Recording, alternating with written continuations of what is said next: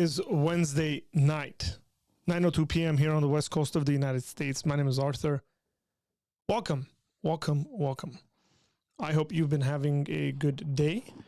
We're going to be reacting to videos or a video. I've gotten a suggestion. Well, I've gotten two, but one of them I don't want to deal with just yet. The other one, I sort of don't want to deal with it.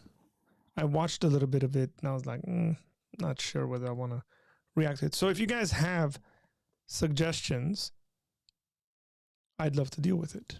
So, God is good. What's up? K-More, what's up? What's going on?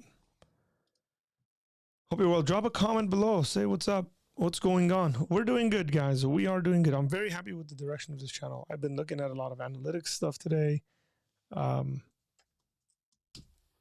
Posted a video in a short. Hey, Galactic, what's going on? And I'm happy. Overall, I'm pretty happy.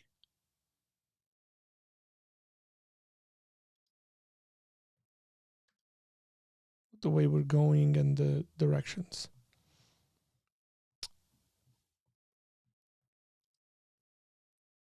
Yeah, I thought you were the one who gave the thumbs down. There's a thumbs down.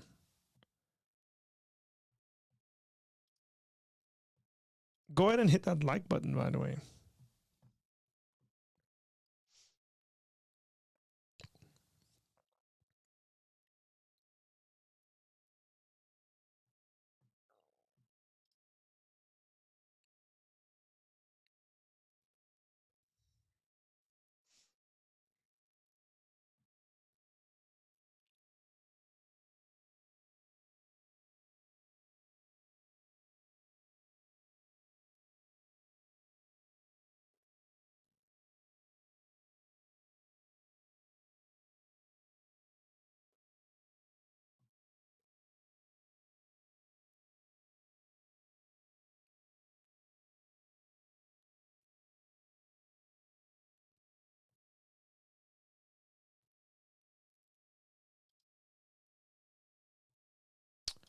What's up, Jewel? Lex, what's going on?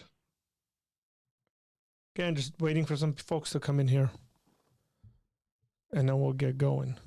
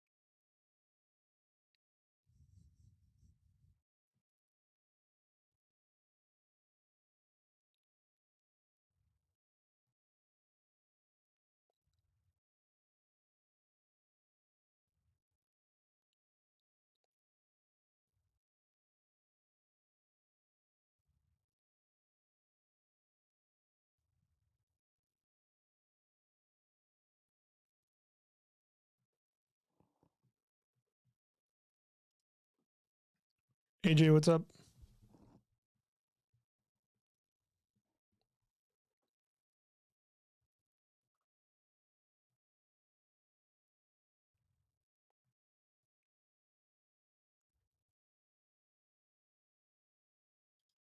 So the Jubilee channel has a video. But basically, I'm interested in this.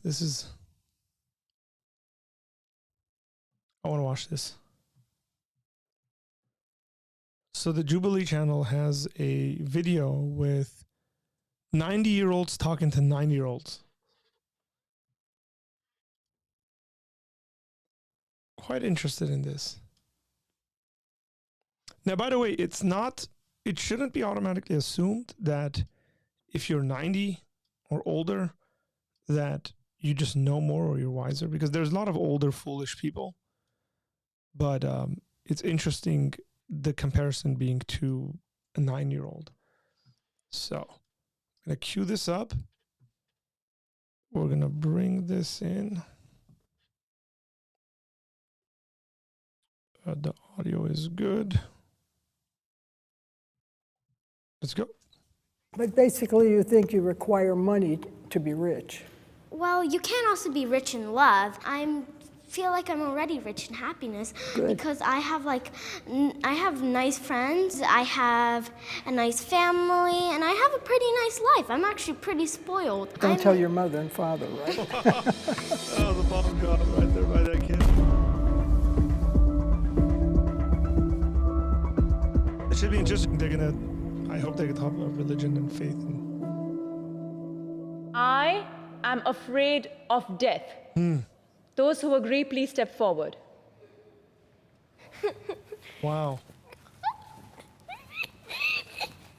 Okay, I want to sit in the middle. I'm in the middle. Like, I feel like life is really short and you have so much to achieve in that period. And in that short period, you need to show the world your purpose. Yeah, it's like, I actually had a closeness experience not that long ago, and that was scary, so I'm gonna say it is even scarier to actually have it happen. Well, death is probably... Yeah, I just realized these kids are my son's age.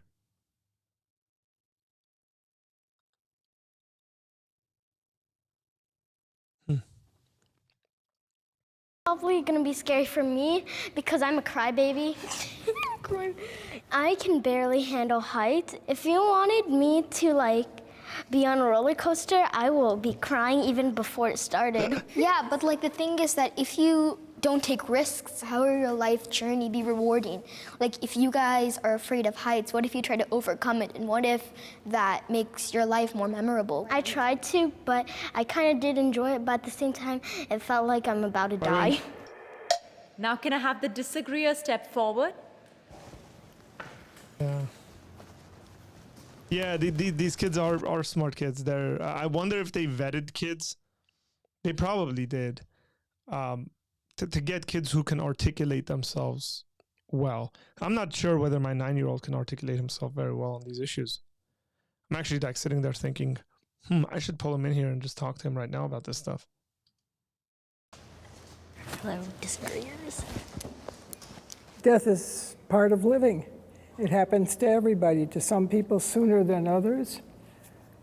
But the important thing is to try and live your life how you think you want. My issue is, by the way, when you're 90, you've seen a lot of people die. If you live up to 90 years old, you've lost a lot of friends. Statistically speaking, you could have potentially even lost kids. If you had kids when you were in your 20s, you could have lost kids that are in their 70s or 60s. So, yeah, you're acquainted with death if you've lived up to 90. To live it, I don't know how I... it's not an easy thing. When you lose someone you love, you learn to live without them. And hopefully you gain something from your relationship with those people. I agree with you. And I honestly thought that I was ready for death until if I'm bleeding, I'm already scared and crying, and I'm already thinking that I'm dying if I'm already bleeding. But death is just a part of life. I equate death sometimes with a tree. What is happening to the trees now with their leaves? They're falling. They're falling, that's right. They're getting ready for new leaves to come in the springtime. And it's just a natural part of life. Yes. Okay. Now that I'm getting to my twilight years, I am wondering what is going to happen after I pass away. And that is the thing that I think about more than anything else. I'm not a believer of God. Interesting. And I always just wonder what is the purpose of being born, and what is going to be the hereafter. That is something, of course, no one will be able to give you an answer on that. But I do believe in reincarnation. I feel that I'm coming back to Earth as maybe a newborn, or maybe as an animal, or something like that. Okay, let's In our religion, we have something called karma. Okay, so I'm going to rewind this. And then listen to what he says, and I'm going to analyze what he's saying, okay?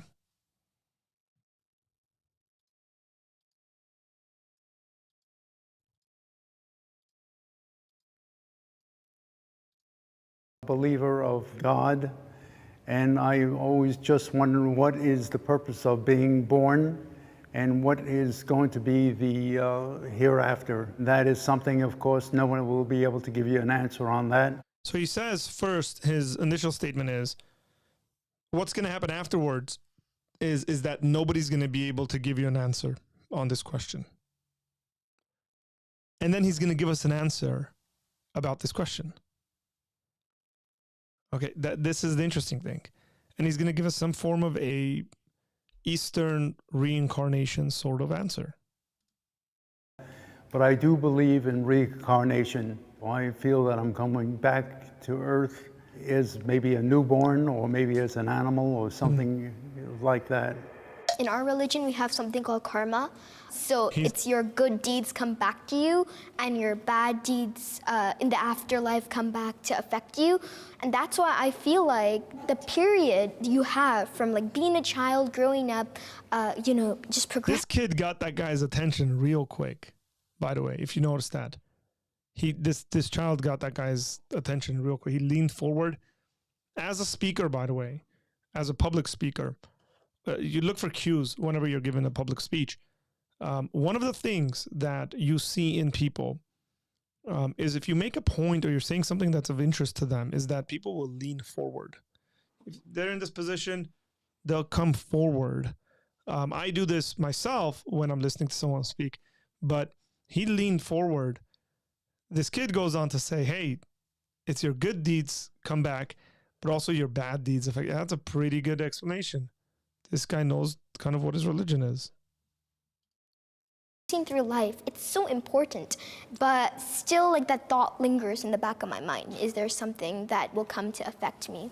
Well, my son-in-law's father died, and I flew back to Oklahoma City for his funeral, and I did not see one wet eye in that funeral service. Everybody was laughing, joking around. She's scared. Because that's the way that Paw lived. And I left there thinking, I don't want people crying over me. I want them to be happy for me. And happy for themselves. That's interesting. I went to a funeral one time. I was working and I was on the job at this funeral, right? I was providing a service.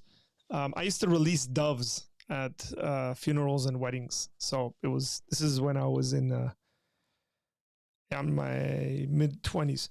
And the lady that had passed away was 94 years old. And we never knew anything about really the people who'd passed away. All we knew was whether they want us to quote the Bible, whether they didn't, because we always said something before releasing the doves. So we had very little information about that stuff. This lady was 94 years old, and every single person that got up to speak about her spoke about her love, her kindness, her church involvement. It was sort of like a celebration. Again, if you've lived 94 years, it's quite the achievement, by the way. And especially if you've impacted people in a really, really good way in that process. I sort of want to videotape myself. I still haven't done this, but I want to videotape myself just cracking jokes so that it would be played at my funeral. Just talking about saying stuff like, hey, do I look pale? Just, just to lighten the mood, because I don't actually think death is the end. And I think I'm going to inherit eternity. I actually believe that stuff. And so I think especially for Christians, it should be looked at as a transitional sort of state, right? The great Dallas Willard said this to someone. This isn't in writing per se. I don't think it is. It might be now, but said to someone that I know.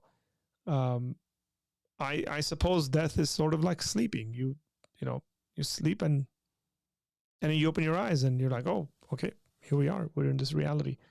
And that would be like sort of a Christian, that would be a Christian view of viewing death in that way. But I think she's got a point there.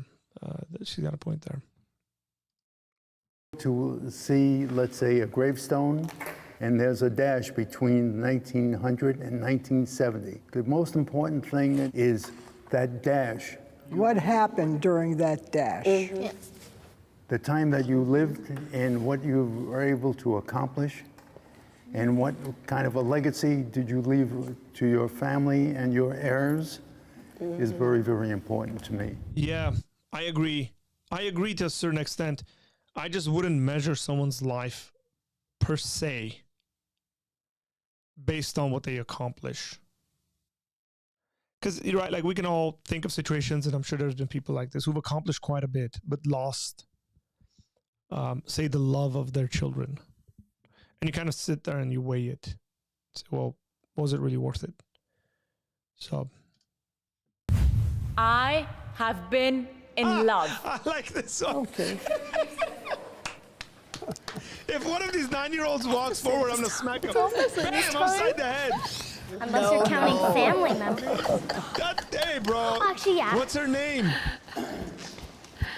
Man. I suppose neither one of you are married. I straight up started laughing at these kids. Like, you've been in love. Dude, I really want to sit down with my son and ask him these questions. No, it's love in a different way. Love is it's such a interesting force. It brings people together. Kid is like, dude, I like this kid. He is smart. The way just, love is, let me just philosophize here. Wow. Separates people, but like still, yeah, of course, I have close ones, and I do dearly love them. But love can also be that dagger in your heart. Oh God, yeah, you're totally right. Well, for me, yes, love can be hard because for me, loved ones, we usually fight more than I fight with a normal person. But by the way, notice how, as adults, my immediate reaction was, and the way I think the question was phrased, was romantic. Like, I've been in love. It wasn't like, oh, I love my parents or my brothers or my sisters or something like that. It was in a religious sort of, sorry, not religious. It was in a romantic sort of sense. These kids are just talking about like friends. for me, that just shows that you really love them. Like, I love my family because they're really nice to me and they really care for me. Love it. That's wonderful. But what if they did not treat you nicely? Well, they're still my family. I still And gotta you love still them. love them. That's right. I am very fortunate. I've been married to this lovely Wow. woman for 63. Bro, props, man. Dude, I didn't know they were married. Props. They're 90. They're in their 90s. 67 years, I think he's going to say. Well done.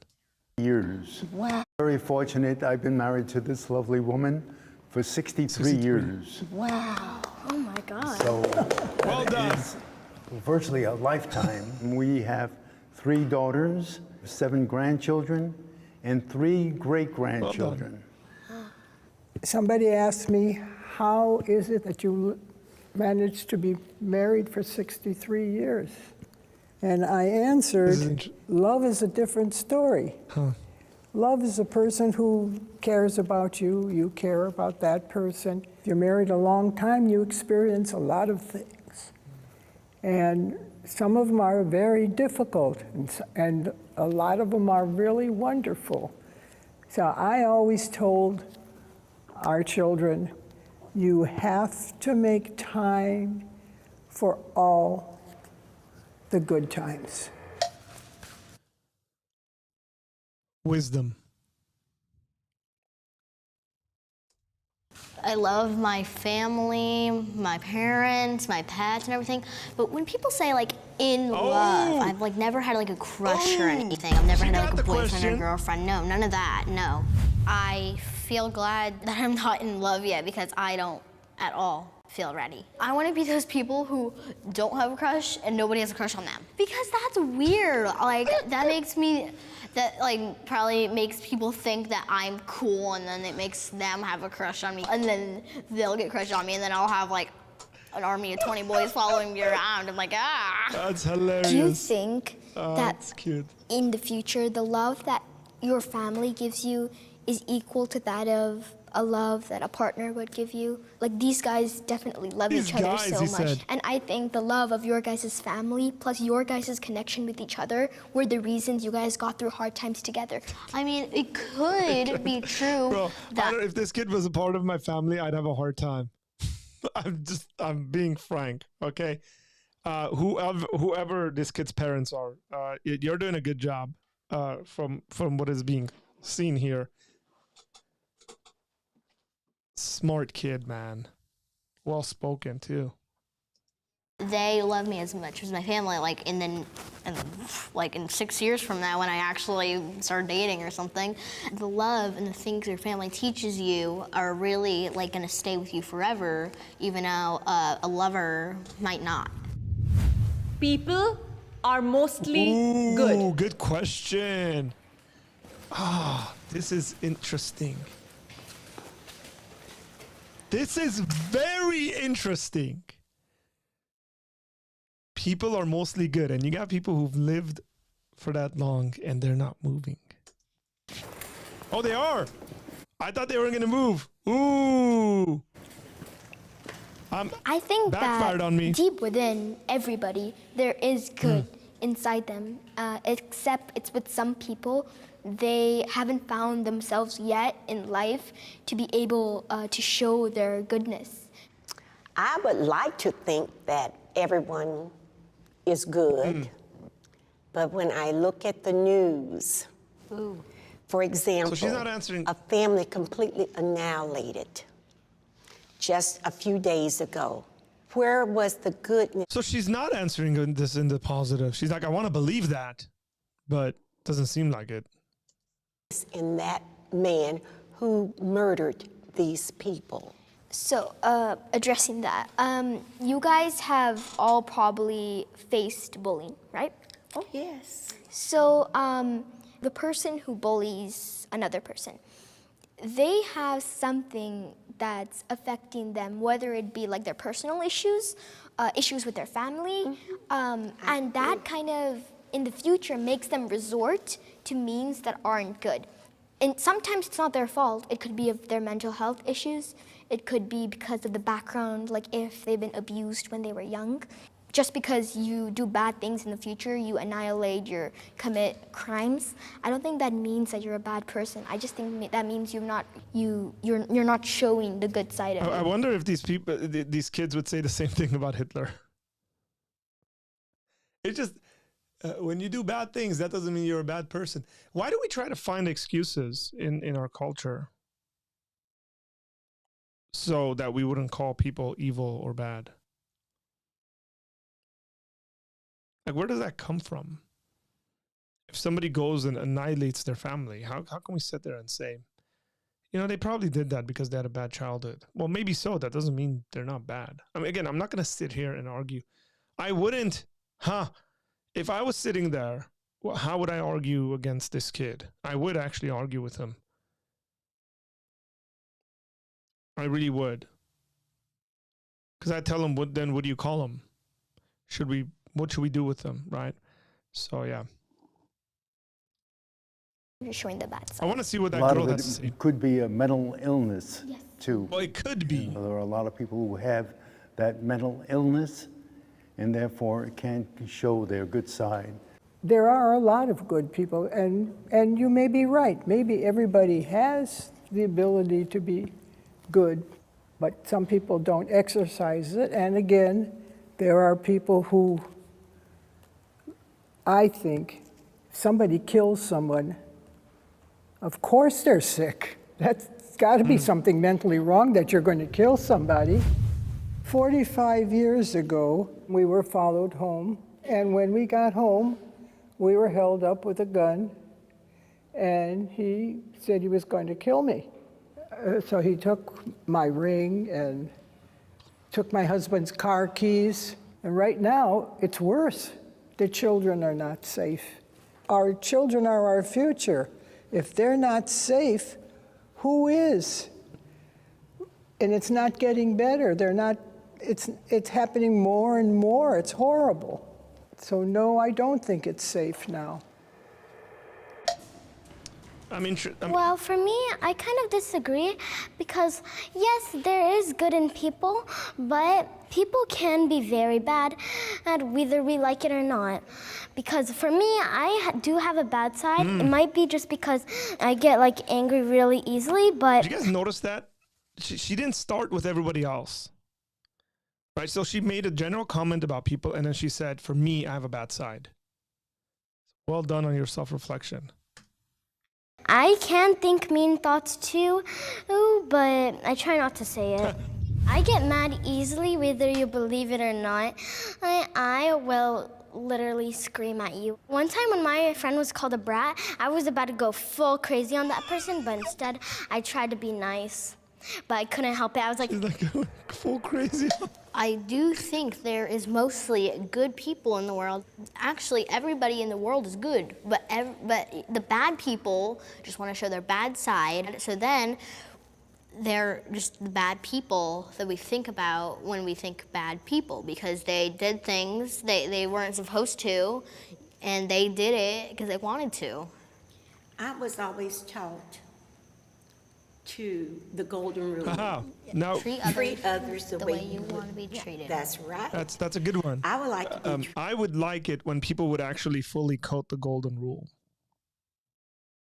Just saying. treated kindly, and I would hope that people are teaching their children that. Why? I would love to be rich. This is interesting. What? They're like...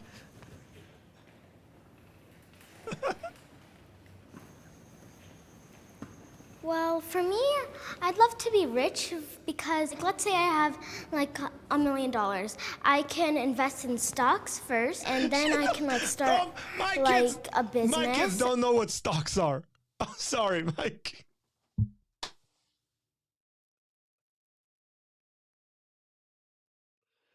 Oh, this is hilarious. She said I'll invest them in stocks.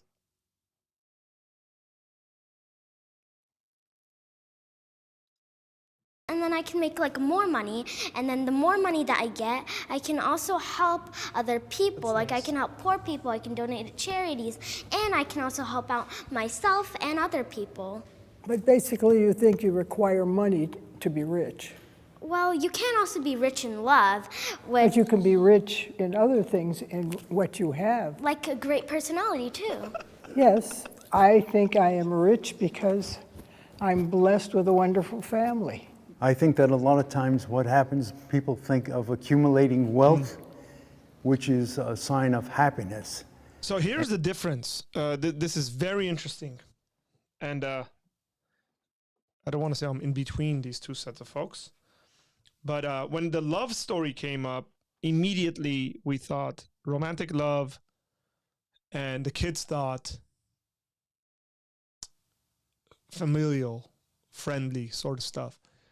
When they're talking about riches, the old people are thinking about non-monetary riches, where the young people are thinking monetary riches. And happiness to me is, there's one word, it's contentment. If you are content with your life and what you're doing, I think you're then very, very happy and very, very rich. I feel like I'm already rich in happiness because I have nice friends, and I have a nice family, and I have a pretty nice life. I'm actually pretty spoiled. Well, actually. But don't tell your mother and father, right? Where are you going, I'm Jack? going to help Gwen. Wow. All right, well, I was going to. That's all right. Thank you. You are truly a gentleman. Thank you. Oh, Okay. thank you. I'm going to steal it. You're going to try. It's hilarious. Okay, well, I think it would be cool to be rich, but when I think of rich, I think of kind of selfish people with golden cars, mansions, show off. When I think of rich people, I think of kind of mean people. Not all rich people are mean. I mean, I know that's not what you meant, but I know that you only think about the mean rich people, but not everybody that is rich is mean. Yeah, but I mean, like, most of them are like show off because they're like. I sort of have a sneaky feeling that this kid in the blue is gonna grow up in their teenage years at the very least and be a socialist. She might even come from a family that's leans that way. Where this other kid seems like she's a capitalist, man. She's like, I'll take that money, I'll invest that money, I'll make some more money, I'll give it to charities and stuff like that, but I'll also help myself. So much more money than you. I have a mansion, I'm a millionaire. No, I don't like mean people, so that is not really what I like. One of my favorite authors, he said, Bro! it is with the heart Bro, that this dude just straight. Bro, Neil. He started off by saying, one of my favorite authors says.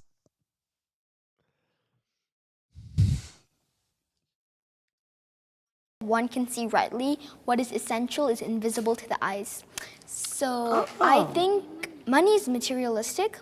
And as you said, materialistic things in my life don't matter to me. It's more of trust, your friends, your support system, your family, things that matter to you, things that can only be seen with the heart, not with your eyes. I like that, and I agree with you. Life is difficult. Life is difficult. Oh, yes, it is. Why they gotta make the old folks walk so much? They should have been set closer. Thank you.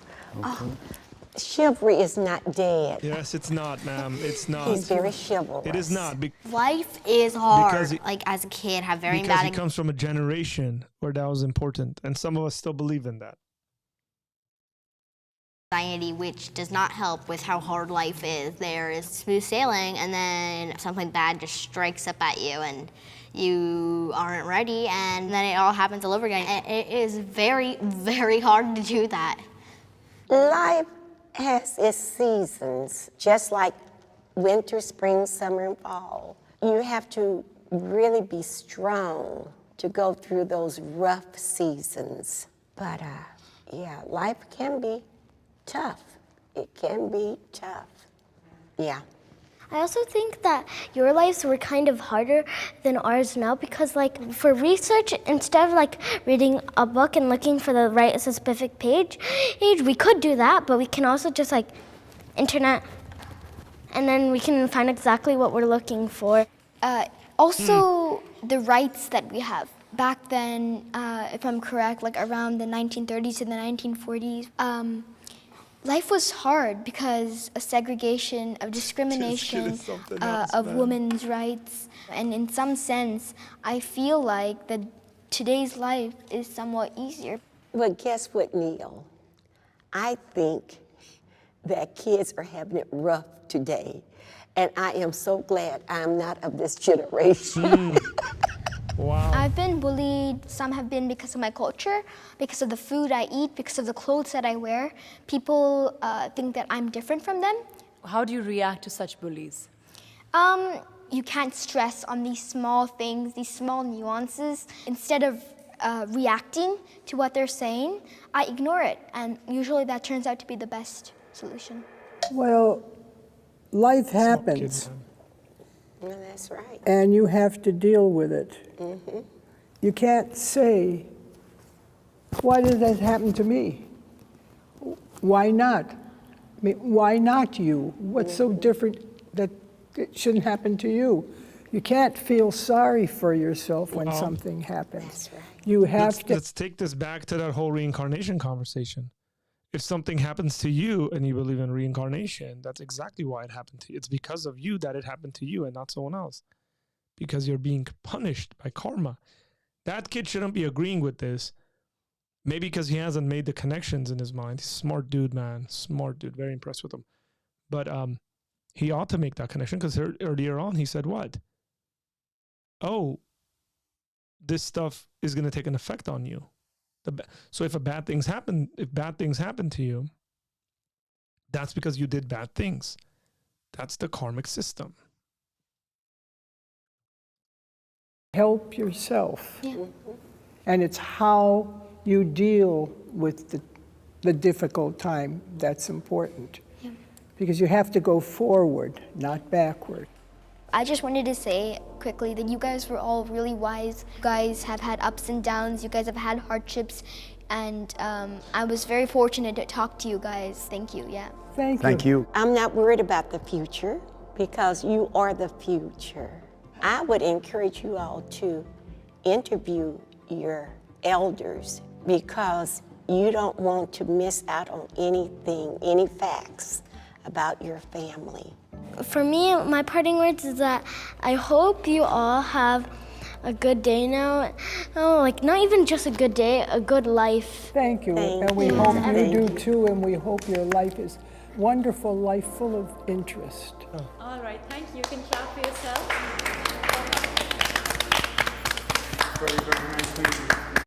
That was cool. Quite interesting.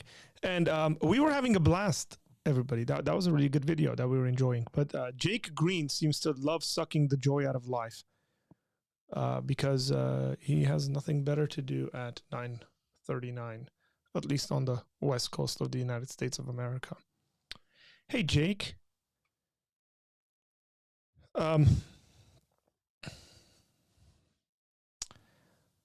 Let me go back and read some of your comments. And try to take you seriously.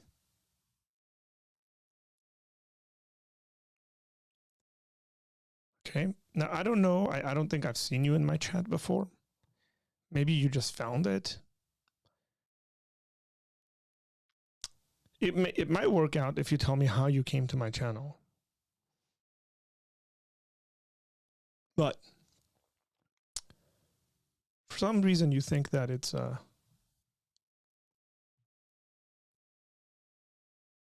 appropriate for you to act like this way. I don't know how old you are. I really hope you're not older than 22 years old. But he says the Bible deems the spirit as breath. Correct. The breath doesn't survive death. The people of the Bible were clueless about life and reality. Okay, you know this stuff, Jake. Religious people deny reality. At least the kids know what love is. Unlike the Bible, Jesus says you must love him more than your own family. So basically saying, deny reality and love someone you have never actually met. Unless you are under the assumption that you've actually met Jesus in a different way. Right, Jake? But clearly that doesn't fit your narrative, so you're not going to say that. So, okay.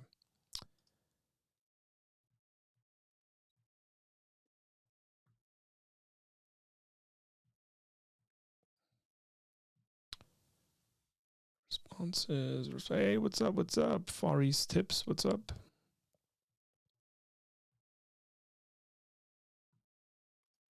These kids don't know about going to the library, pulling books using a microfiche APA citation. Oh man, feel so old right now. Yeah.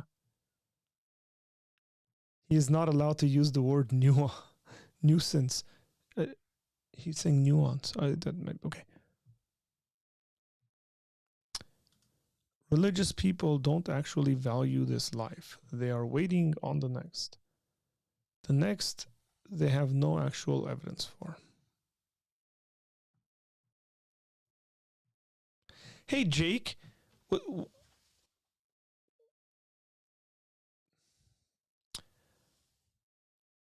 I've asked this before, but let's just say you convinced me today to give up Christianity and I became like you.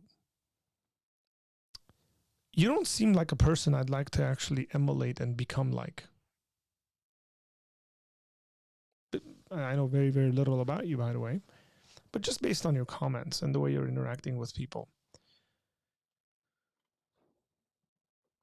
No thanks, man.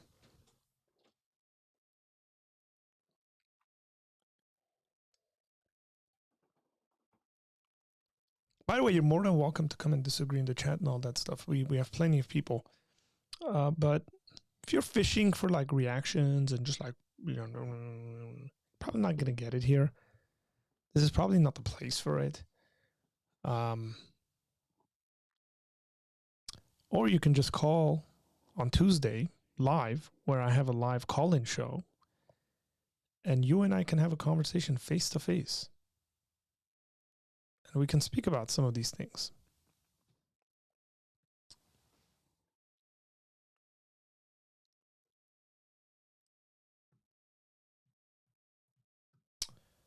What up, Jeremy? What's going on, man? Okay, that was a fun video, guys. I enjoyed that video. That was lighthearted but serious at the same time. I noticed that that girl had a breathing kind of, she had to catch her breath continuously. And I sort of have to do that sometimes. That's because I'm a bit fat. And sitting down doesn't help with the breathing.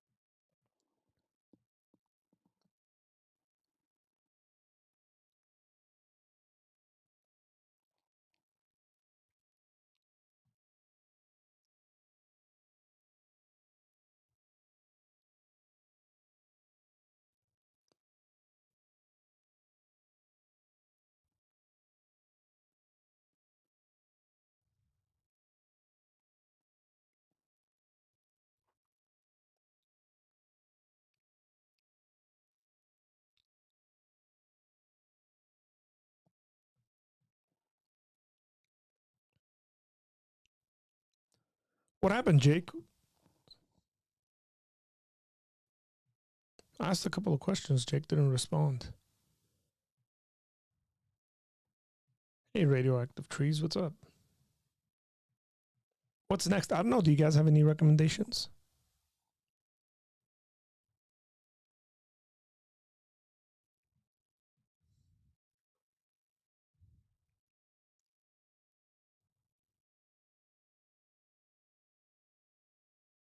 I got one. Hey guys, welcome back.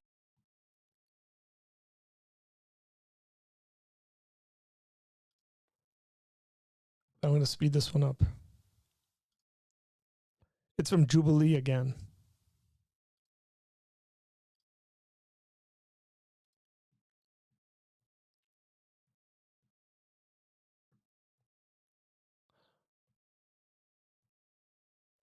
My fridge died tonight. Would it be selfish to pray for a new one? No, it wouldn't be selfish to pray for a new one. He got blocked? No, I didn't block him, guys. Who blocked him? Nobody's blocked him. He's not blocked.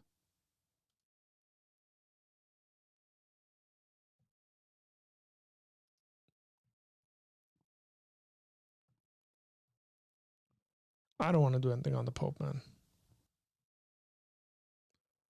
No, I'm not responding to that. There's plenty of content out there talking about Hillsong. I frankly don't care about the Hillsong stuff. So I just no. Okay, there's Jake. Hey, see, is Matthew 6:25? Okay, take no thought for your life. Therefore, take no thought of tomorrow. Yeah, which means don't worry.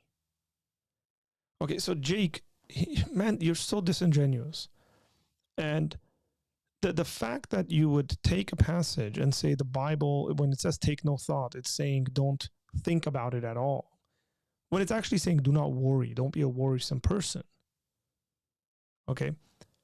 It just tells me that you are intentional about your arrogance. again, like I said, Jake, you want to call me Tuesday, man? You are more than welcome to call me and face-to-face have these dialogues. If that's the sort of stuff you're going to quote, let me just tell you, you will be embarrassed. Okay? Yep.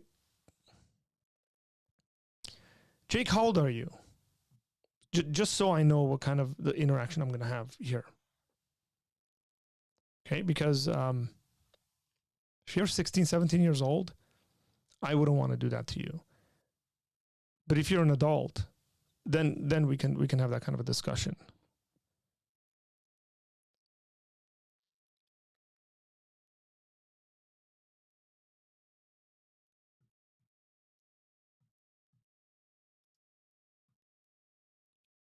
So again, guys, it's very interesting as to the way that conversations happen with believers and unbelievers. By the way, there are believers who are just like Jake in their personality.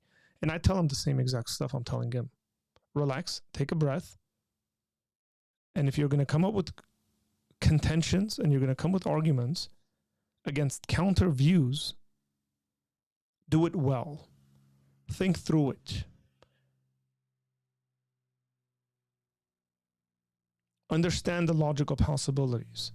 Know what you're quoting and from where contextually you're quoting from.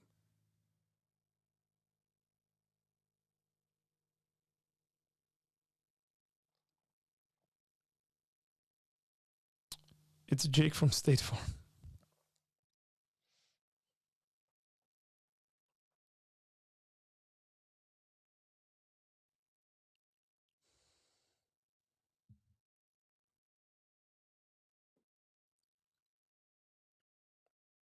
Okay, so I'm not going to let Jake hijack our reaction time. Jake, I'm live every single day of the week.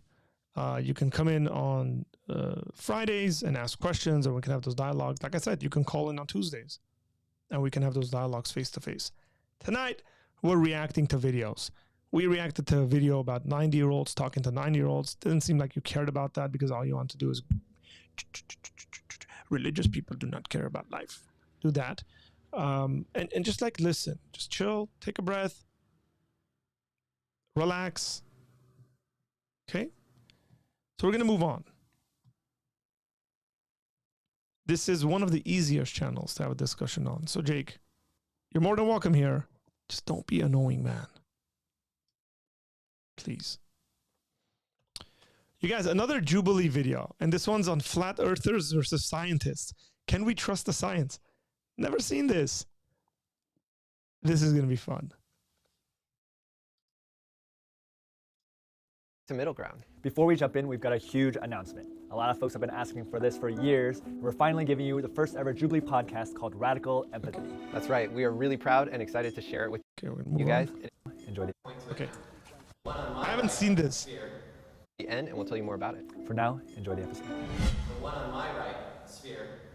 If you think that is the shape of the Earth, point to it now. If you think the other model is the shape of the Earth, point to it now.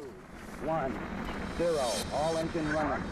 Liftoff. We have a liftoff. 32 minutes past the hour. Liftoff on Apollo 11. One small step for man, one giant leap for mankind. What do you think the shape of the Earth is? I don't think. I know for a fact it's a globe. The Earth is flat.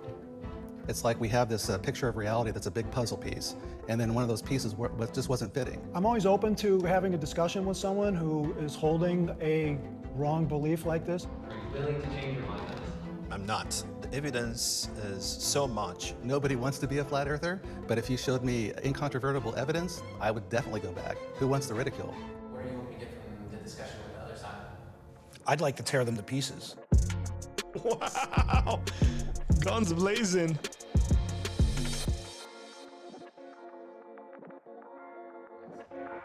I'm Jim Underdown, Executive Director of the Center for Inquiry West in Los Angeles and the chair of the CFI Investigations Group. I'm Spencer Marks, one of the senior members of the CFI Investigations Group, Science Advocate. I'm Marina Yeri. I'm a theoretical physicist, and I'm with the University of Irvine.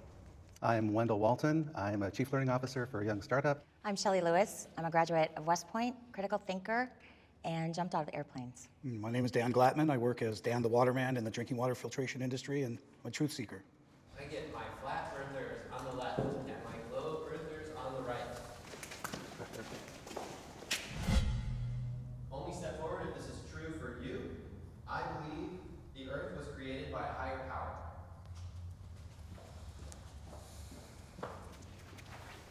Well, I've been a Christian for 30 years, so the Bible is a flat earth book. You have to take it literally. Like, for example, in Isaiah, when it talks about how the earth is like a clay wax seal that's stamped with upturned edges, that's just not some fancy story. That's a simile. It is like. Right, absolutely. And in Isaiah talks about too, and I'm a Christian, he who sits upon the circle of the earth. Correct. It says it is like. It doesn't say it is. There's a difference between a circle and a ball. Well, exactly. Yeah. If you look at the original Hebrew, it means disc. There's over 200 scriptures in the Bible that point to a flat earth. So I'm going to hate this immediately. So this notion that... I'm going to hate this immediately. I'll tell you that. Because these people are going to be essentially the voice of Christianity, where they're not even an afterthought within Christendom. And also, it presents the false idea that historically it was Christians who were flat earthers, when in reality it was the dominant view of Christians and non-Christians. But I know this is, I'm just not going to like this very much. Just those two people. Because they're just going to, I feel like they're going to quote Bible passages out of context. I'm going to have to stop and just say, that's just not true. You need. Hey, Jake, how come I asked all those questions and then you didn't answer it, and then now you're jumping in there and telling us what the Bible teaches?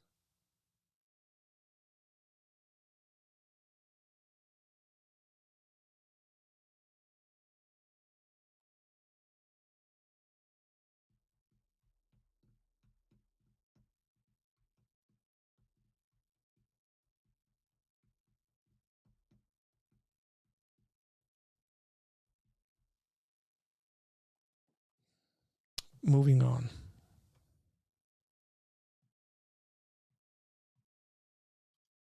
God or some higher power to create the earth or the universe is very old and was initially posited by people of a pre-scientific age. Since then, we have learned quite a bit about... That's just a really dumb argument, by the way, that it's old, therefore it's false, and it's pre-scientific, as though scientists today don't believe in God. Again, these are the sorts of notions that get thrown around. It's like, well, are there any scientists today that believe in God? Yes. So, okay, that whole argument falls to pieces. That doesn't mean it's true. It just, his argument is bad. It's a bad argument to say this is an old notion, okay? And they're pre-scientific when you consider there are right now scientists that are probably smarter than he is, who believe in God.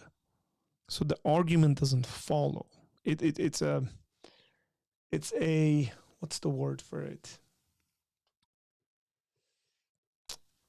It's persuasive only in its appearance.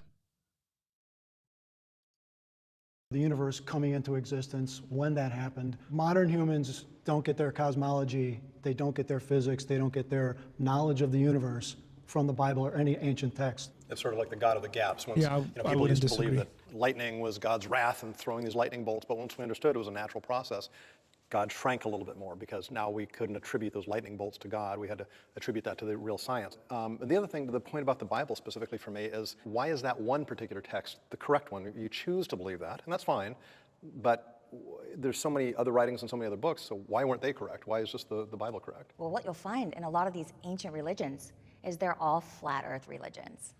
All their cosmology goes back to being a flat earth with an enclosed system. So it's not just the Bible that teaches this. It's many different religious books. So one problem I have is to trying to explain phenomena happening in nature by holy books.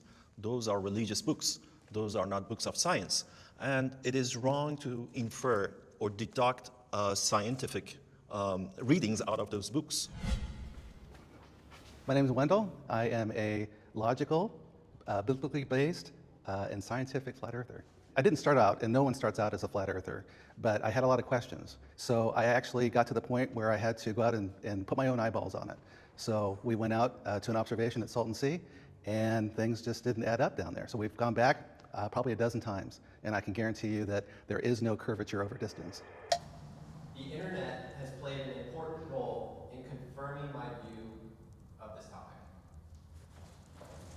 That's the problem. We have the advantage of information today that's outside of channels 2, 4, and 7, and the few networks that are corporately owned. It's pretty easy to say YouTube isn't research. By the way, in order to be a flat earther, you have to buy into that. It's just, you have to buy into a global conspiracy by governments, by NASA, by all of that. You have to. There's no way you can get by it, because anytime somebody tries to use them as a reference or a source, the response is going to be, well, they're in cahoots and X, Y, and Z. When you spend enough time, you're picking up quite a bit. And with the discussion groups, panels, we've gone against opposition. We've opposed ourselves. Surprisingly enough, flat Earth is its own worst enemy. So it's not that easy for us to come to consensus. And we find that consensus is orchestrated and not actually scientific in any way. You know, my grandfather used to tell me growing up, never believe anything you read in the newspaper, right? He told that to me. Now, with the age of the internet, it's like, you know, how much of this misinformation are you getting there? And when you have like eyewitnesses taking video of something, you do have to take everything with a grain of salt. That's why, because of my, my multimedia background, I knew that all that stuff could be faked. You know, take it into Photoshop, take it into After Effects. Okay, this is at the core of the issue of why there are so many flat Earth believers out there right now. The problem is the information from someone who decides to start a website or produce a YouTube video is not reliable. When I have a toothache, I go to a dentist. When my car breaks down, I go to a mechanic. When you have questions about cosmology, you should go to an astrophysicist, you should go to a physicist, you should go to people who have spent years and years studying these ideas, not some 6-minute YouTube video. There is a percentage of people that if they saw a YouTube video that was not within their scientific chops to refute on the face of it, would believe anything out there. One of the things I will say is NASA.gov has their own documents out there that we get to vet, which is through the Freedom of Information Act.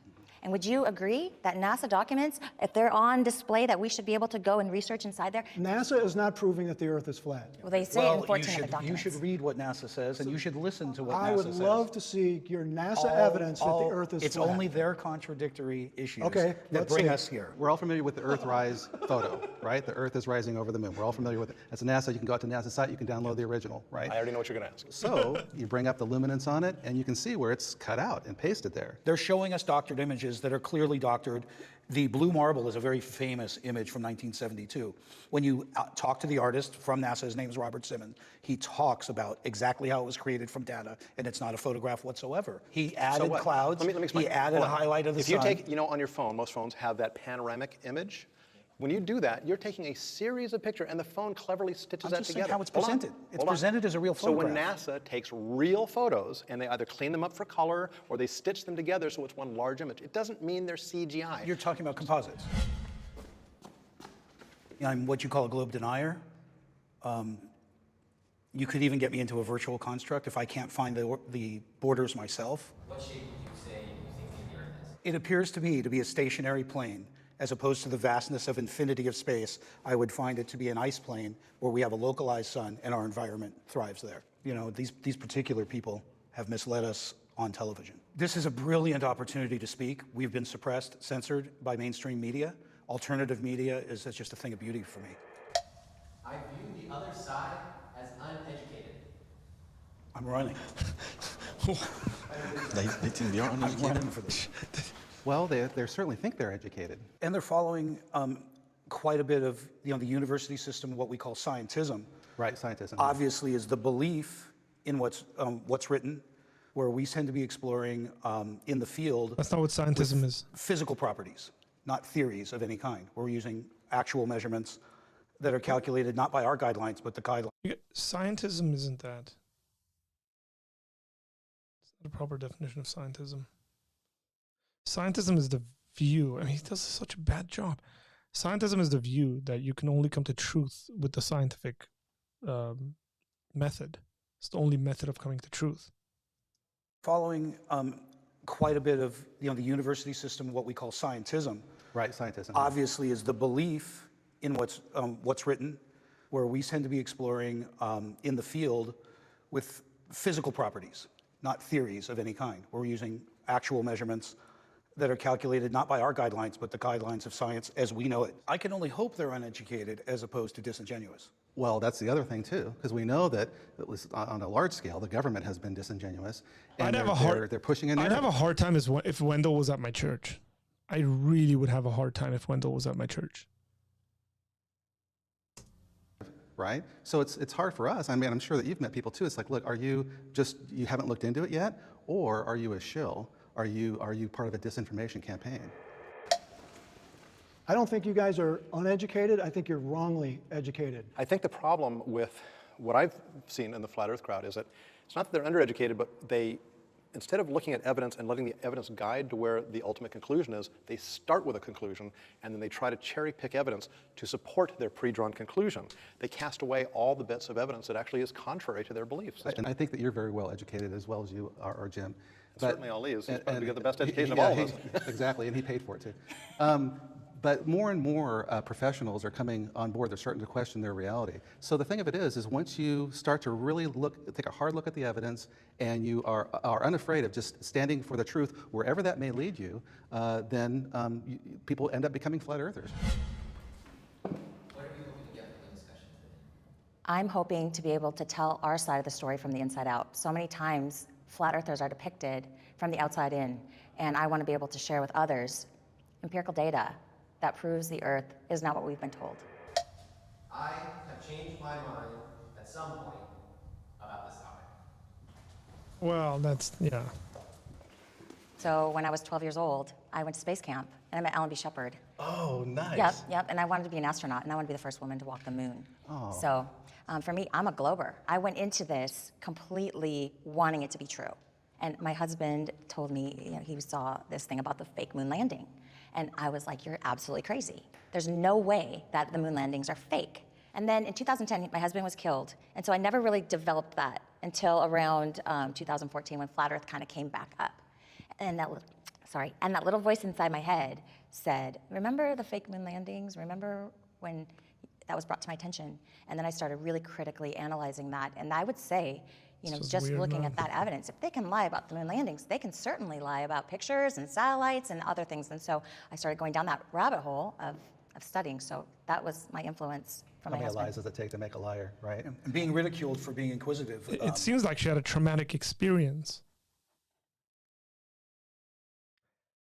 Hey, I don't like psychoanalyzing people to explain their kind of belief system that forms. I tried to the best of my abilities not to do this with atheists. I'm a lot more confident doing it with theists. But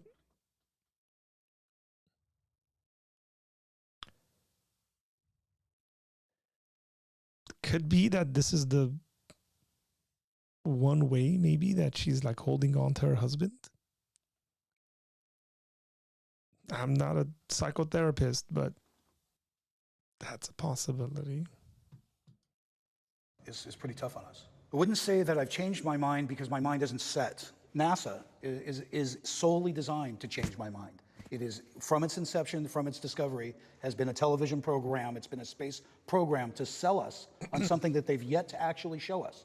Show me a globe spinning with clouds and a moon, show me home, and I think I could shut up easily. I think I could shut up. The timing of your conversions is interesting to me. 20 years ago, the flat earth world was tiny and insignificant. Enter the advent of the internet, YouTube, online discussion groups, all these new available Ali places is the one where you that's could not doing find a lot of information talking. about everything. This is true that the evidence as you looked were not robust evidence. And the sources you used, they were not reliable sources again. But my problem is that, and I like you guys that you are very skeptical, But at the same time, you are not skeptical about your belief system. You That keep should have going come back. first. You think that that's my foundation for why I believe the Earth is flat, and I'm telling you, you're wrong. Okay. I have evidence that proves it's flat. What type of proves evidence? It's not a ball.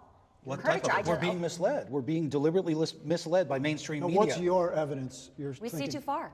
We see too far. We should not be able to see. I live in Dana Point. Okay. I can see San Clemente Island, which is 60 miles away. So what? What do you mean, so what? No, I'm It's on the beach. 1,100 I'm feet on the tall. beach. It is What do you mean by tall. so what? I'm on the But- beach. Yeah, but yeah. Can you see a ship which is going? We're not Oh yeah, talking let's talk about the ship that goes Yes, over the curvature okay. of the Earth. I love So- it. So science has said that when I see a ship go out of my field of view, it's going over the curvature of the Earth, correct? Yes. But then I bring my P900 up, and guess what? I can zoom it back in.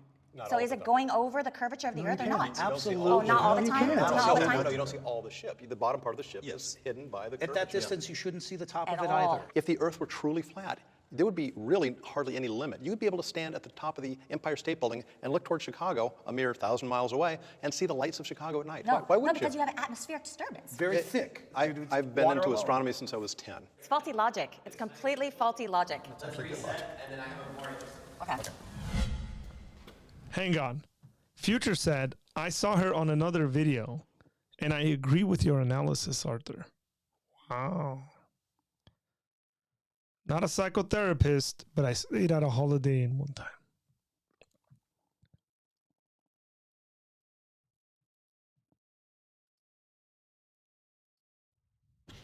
One of the big things I do is investigate extraordinary claims like flat eartherism or ESP or all sorts of different things. The Earth is undoubtedly a globe and not flat. This is well supported by gobs of science.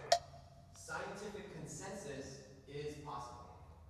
Scientific consensus is possible. What is the question? I don't understand the question. Scientific consensus is possible. Possible. Anything is possible. I mean, anything is possible. I've got a tremendous issue with consensus and peer review. I've been spending a lot of time arguing with people that argue the other side. And I found that surprisingly, consensus always wins. It was shocking to me that the group with the majority has an incredible advantage. As scientists, flat earthers, truthers, punks, we're at an incredible disadvantage. Let's talk about scientific consensus Sorry, for a second. I don't know. You're never going to get 100%. You guys, I don't of know what a anyone. truther is, by the way. What the heck is a truther? This is akin to watching Mormons and Jehovah's Witnesses debating.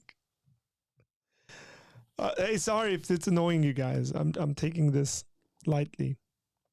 Hey, look, Jake's back again, who refuses to answer my questions. Hey, Jake, answer my questions. Our Twitch friend, I don't speak Russian, and what does that say?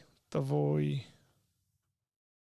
Man, should have learned Russian when I was a kid. Pretty sure that's just Davoy. That's a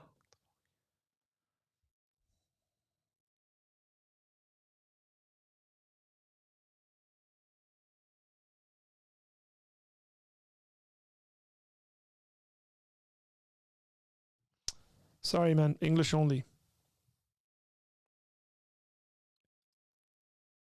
English only, please.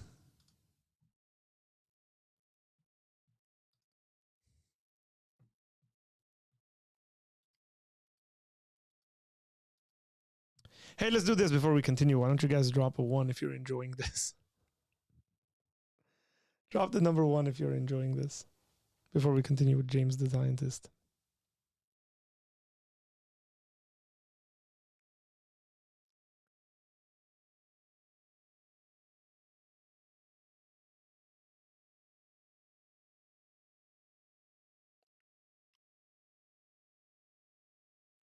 Hey, mods, I don't think my mods have silenced you. I don't think they've blocked you.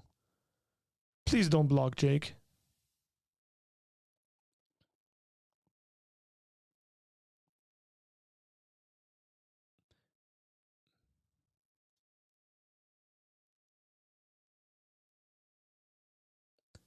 Hey, Jay, I sent you an email.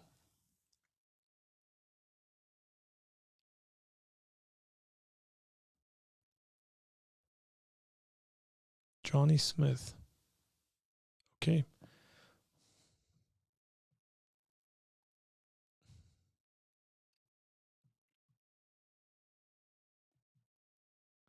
Am I just attracting a bunch of Russian speakers? That's hilarious.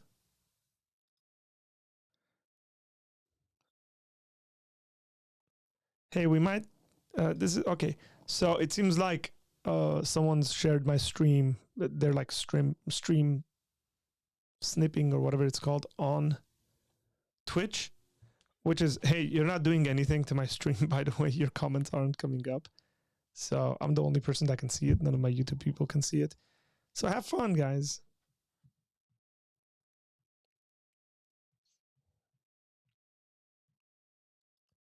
Thanks for the views. Appreciate it. If you guys know English, you're more than welcome to comment in English. Okay, I'll let them know. I'll shoot you an email, Jay, and then we'll deal with that. Okay, moving on. James, take us away. There is scientific consensus on a global Earth. There's scientific consensus on evolution. A lot of big issues. Use the word theory. No. Do you know what a theory in science is? An extremely and a fact is a fact. Don't mistake this word theory. You are in science. It's not conjecture. It's not. It's an explanation. Is it by definition? It's an explanation. It's a deep.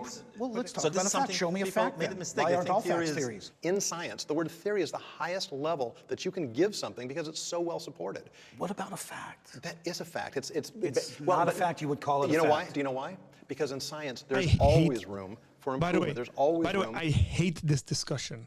And I'll tell you why. Because you get people who are arguing fact, theory, and all this stuff, and none of them have any notion of a proper epistemological view and how beliefs work.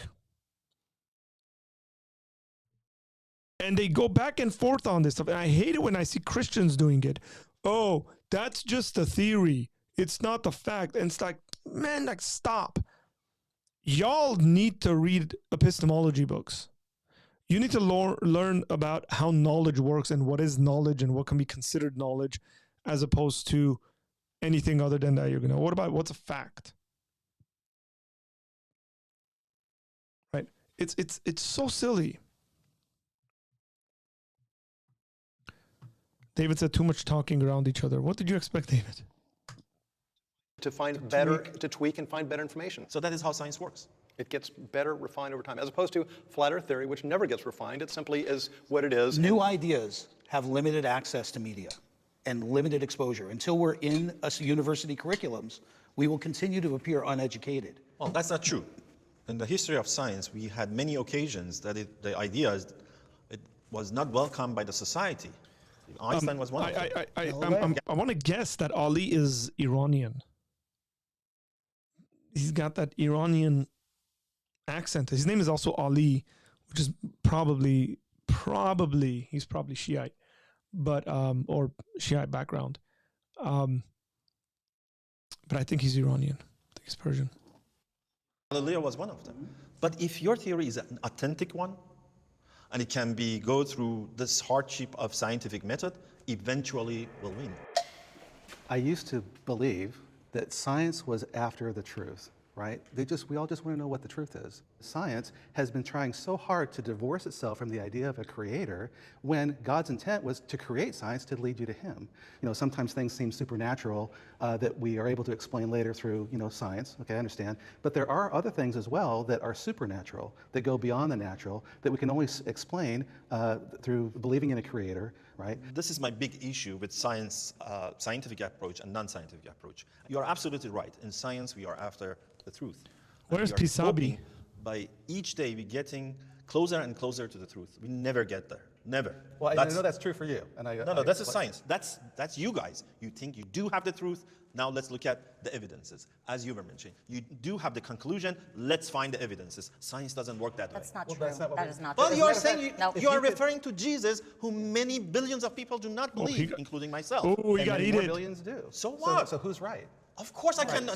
When you say that we start with a conclusion and then try to match everything to make it work, like that to me is complete dishonesty. That is not true at all. That is what you are doing No, right you're now. not. You're making that assumption, No, which it's I not think my science does a assumption. lot of. Well, So do you make assumptions or not? Does I science make don't know. assumptions? Does science No, make let me- assumptions? Yeah, Of we, course. sure. Okay. We do make assumptions But- based on things that are well supported and Bias. proven and reproven. Bias. We don't have Show to. me how you isolate gravity. If gravity We is don't an have to- assumption, show me in scientific method how you isolate gravity. We've done that. Let's cool off. Yeah, sure. He said, let's cool. Dude, they have to be put in time out. You guys are adults, man. Come on.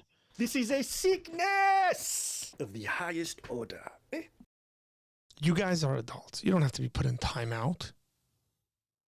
Come on. Hey, this is the Jubilee channel, Justin. So that's the way they do their stuff. He brought him cold water. You're like a little round hard candy. Conclusions require no. I just want to check in. How are you guys feeling? How's this discussion going? I kind of feel like going I bad. want to develop some of this stuff a little bit more. It feels high level, but I feel like there's so much that I haven't really even touched base on. Well, I mean, I certainly didn't think that anybody was on either side was going to flip. Well, there's still time. There's still time. I have hope for you, Wendell. And Shelley. I don't know about Dan. I have hope for you too. But, you know, it's certainly, I'm glad it's a civil discussion, certainly. Oh, yeah. Put your waters to the side, and let's do another round. Hey, where's that? He flipped. Wendell, welcome aboard. Wendell had a The greatest Freudian moment in television history right there. Wendell had a Freudian slip by by where he walked through. Oh, Wendell. It's okay.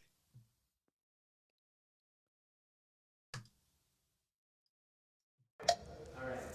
NASA is trustworthy.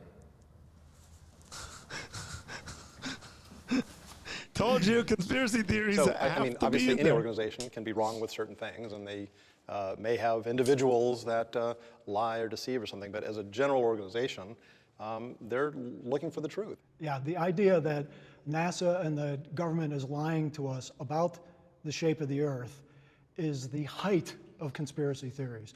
In order for this to be true, the literally hundreds of thousands of people who at some point over the last 50 or 60 years would had to be somewhat complicit in this, and nobody spills the beans at all, is on the face of it completely unbelievable. Right.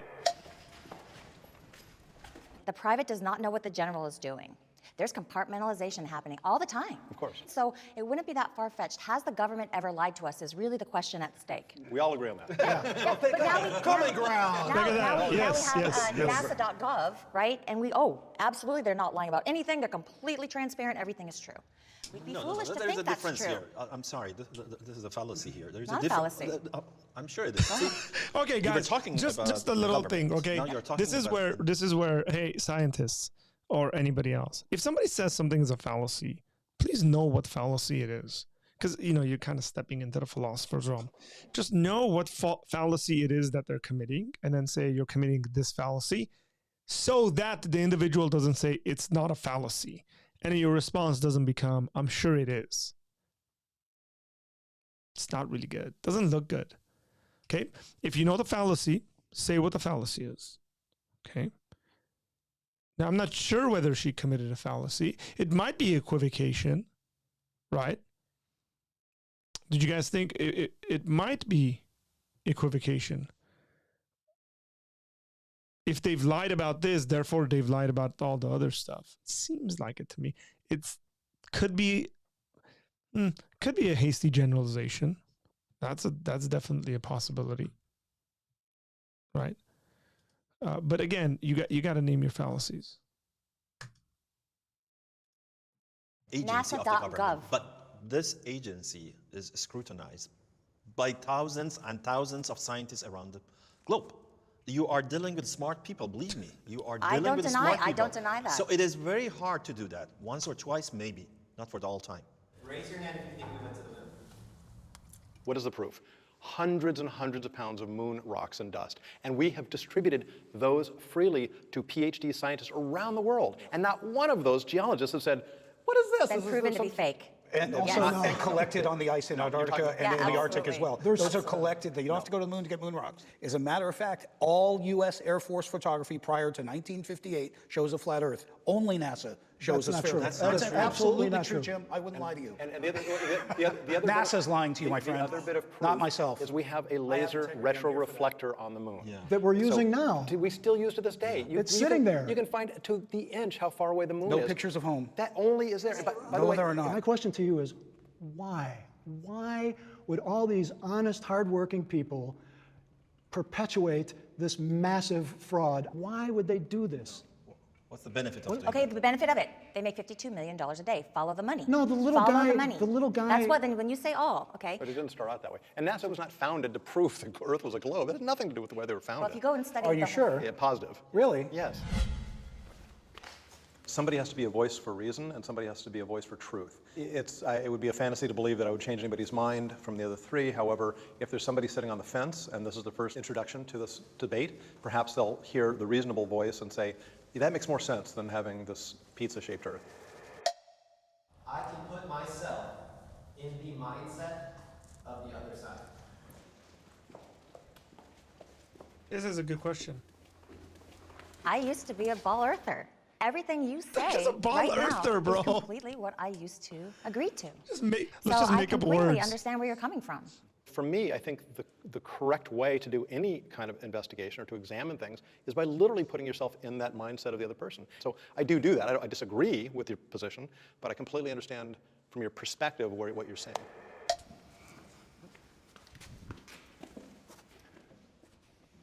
The trouble I have understanding your perspective is, in the modern world, unless you live in a cave somewhere, you have to believe in science implicitly. I met a flat earther, a young woman who said, I don't trust anything that science does.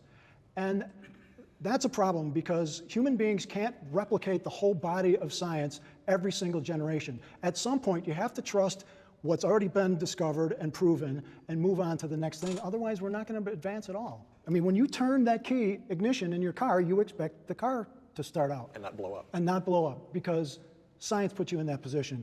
So it's really hard to understand how people would know in their hearts that science achieves wonderful things and then just jumping ship when it comes to this other issue. We're not drawing conclusions. We understand the mechanisms that made that car work. There is no theories and no disputed conclusions involved there. It's not a good analogy. Can I admit a great compromise that we have to experience being against the grain people? Is we have to literally sit in a group and decide whether or not we can afford to have an opinion, and that's tough.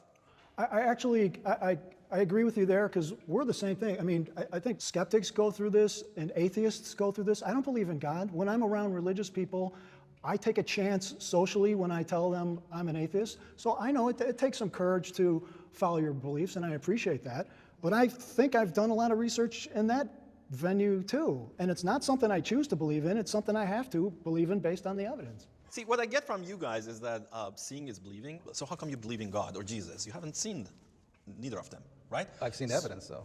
Well, exactly. So we are looking for evidence. There are many, many other evidences for Earth not being flat. My point is that these experiments clearly show that the Earth is globe. And you don't need to go outside the globe to see it's globe. It's a theoretical... You told me you want the evidence. If you're saying that you look only to see something, then I dispute your belief system in God and Jesus or Jehovah or Buddha or Zarathustra or How come we didn't say Allah? Going back to religion as being Because our it's coming from there. No, You think you do have the I truth. have evidence. I have evidence. You for quoted what at the I know. beginning of this. You quoted Bible. Of That's course the I did, but reason. that is not the only reason I know what the shape of the Earth is, and you keep, that's fallacy. It's not fallacy. It is a Actually, fallacy. it is not fallacy. It is a fallacy. You guys, this is the worst way to have a conversation. It's a fallacy. No, it's not a fallacy. Yes, it is a fallacy. Here's how to do it. That's a fallacy. Could you please tell me what fallacy that actually is?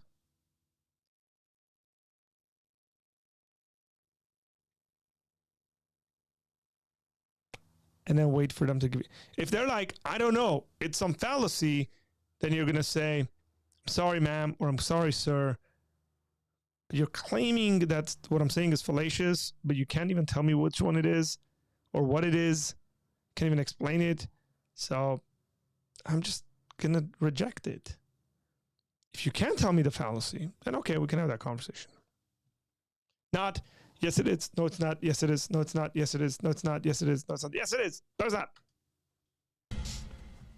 I'm a theoretical physicist. What I'm doing is the combination of string theory and cosmology. So we try to understand what happened during the Big Bang, after the Big Bang, or even before the Big Bang. What are you hoping to get from this? Did you just say before the Big Bang? Well, I hope I would be able, particularly to the young generation, to convince them that first, they should think critically and don't believe anything. They shouldn't take anything for granted. Look at the evidences and examine those evidences. And throw away those claims that are not evidence-based. Science, not to put it down, but when you're talking about rocket science, this is very difficult for the majority of people to understand, and it's designed that way. And so, in a lot of ways, hiding behind rocket science is similar to religion. If you look at the Catholic Church back in the days, only we can interpret the Bible, you have to listen to what we say. So in a lot of ways, we're getting that same notion from science that says, only we can interpret what these... I wonder if these people are also King James onlyist. That's very, I'm very serious about that. That'd be very interesting to me. Numbers are, you just need to trust us. But then when we actually do go and test some of their equations and they don't work, does that beg the question for us to go and test it ourselves? Absolutely. I would say, one great thing about science is its predictability. Let's for some moment, for a short moment, assume that your model, this flat Earth model, is correct. I don't know, what does it buy for us? What does it predict for us? So my question for you guys would be, next time, bring me something from your theory, your model, that you can predict something which the globe Earth model cannot predict. Then I would change my mind. I would just say that don't believe anything that I've said.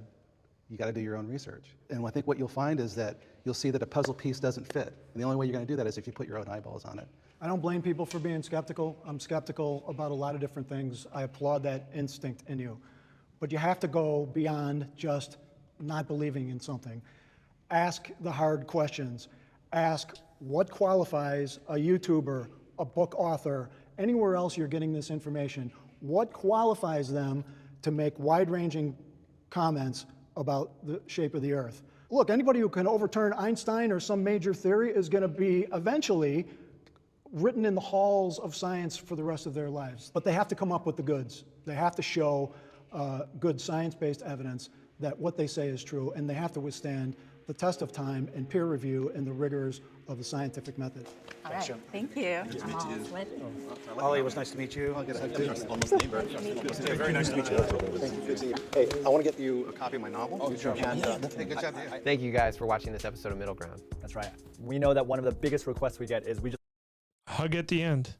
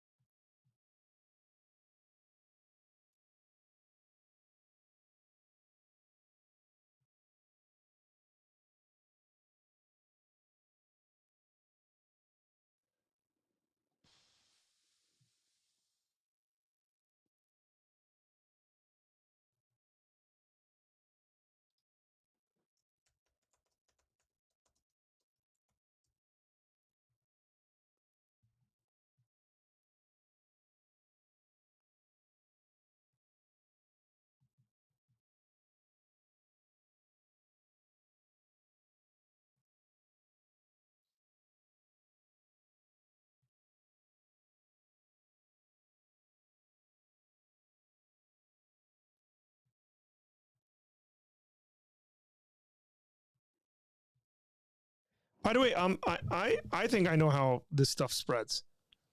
By the fact that I see a lot of like random shorts that people spread on the internet, especially on YouTube, and then I just like fact check it. I'll give you an example of something that I saw yesterday. Okay, I'll actually show it to you on my screen. Yesterday I saw this quote.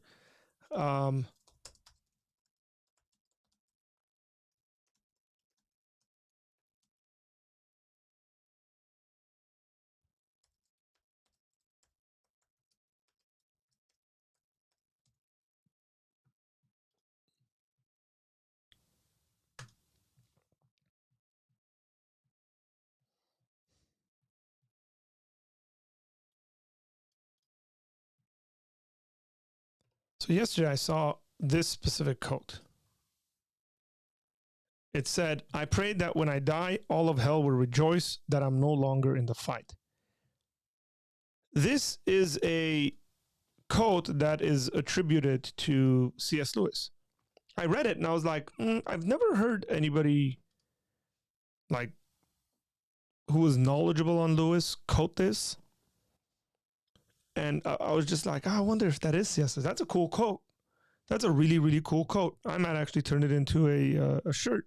But I was like, I wonder if that is Lewis. So I just started doing some research. I was like, okay, I wrote the quote out. I said C.S. Lewis. And a bunch of websites just popped up, right?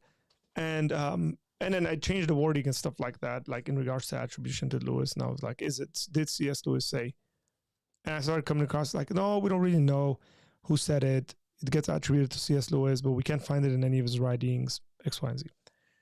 Like, it doesn't take long to do research of that sort before people start commenting amen, before people start saying yes. Kind of like that video I did a reaction to some time ago from one of those Demon Slayer guys who was saying who was essentially affirming a video that was saying that Pergamum is modern day Geneva. It's like you literally need like 30 seconds of internet. You just need to write Pergamum into Google Chat, or where is the biblical Pergamum into your chat box, and it'll tell you that's in modern day Turkey. And you just wouldn't share that and have hundreds of thousands of views and people saying, amen, we know it's the Hadron Collider, they're trying to get to hell. All sorts of weird nonsense, right? Oh, this is the seat of Satan. It's just like nonsense, right? It's really easy to spread misinformation. Just, again, if you want to be a critical thinker, criticize it, go through it, look at the details, look at the arguments for and against and all that stuff. Just do some research. Now, I don't generally like saying Google it as a research kind of thing, because I would say that would be the beginning of your research. But if at the beginning of your research you see quite a bit of evidence, then, okay, you put it aside. If it's more of like these heftier claims and stuff, go and start reading academic journals and studies and whatever you need to and make up your mind, right? That's just the way this stuff should be done. And it seems to me that it's sad people just share stuff randomly.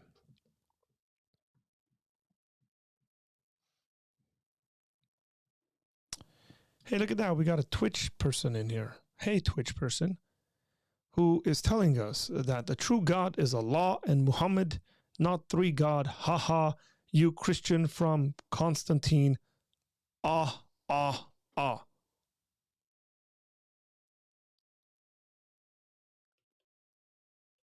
Come on. This is a sickness of the highest order.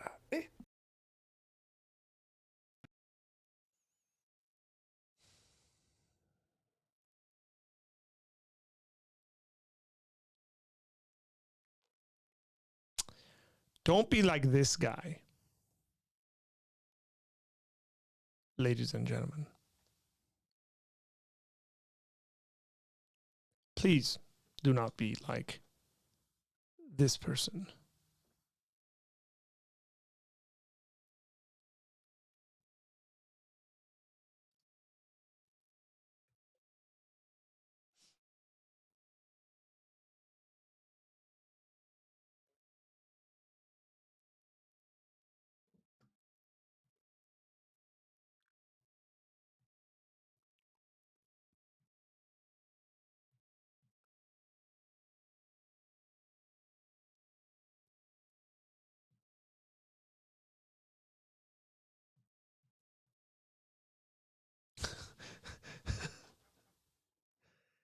Keanu said, I just asked ChatGPT now for everything. As a matter of fact, one of our friends at Bible study actually last week, basically through ChatGPT, I want to see if I can actually pull this up, created like a Greek cheat sheet for the Bible study guys. It's really cool. Share it with me. Yeah. So this is one of our guys created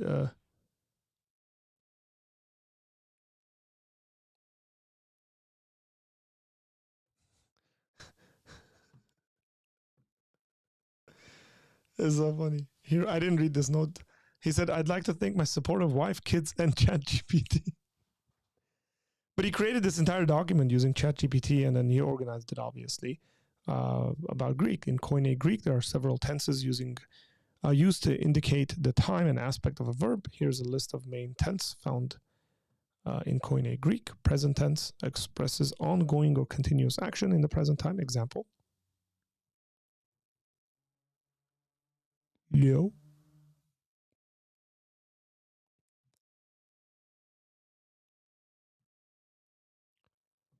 Imperfect tense. This is for like when you're listening to someone who knows Greek, say like during a sermon or a Bible study, somebody says, oh, the Greek word for this is in the imperfect tense.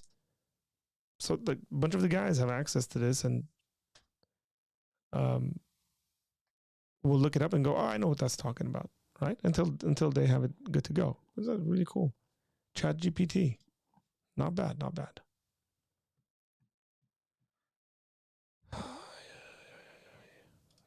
Why not 4 or 5 God? Christians believe in one God. My dear Muslim friend who for some reason hasn't done 15 minutes of proper research. Like I said, don't be like this guy.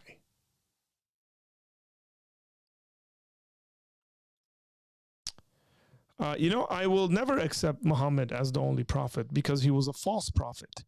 Because Muhammad said things that were incorrect. Like he misrepresented what Christians believe in the Trinity. He also said that Jesus never died. Why would I accept a guy who didn't know what he was talking about?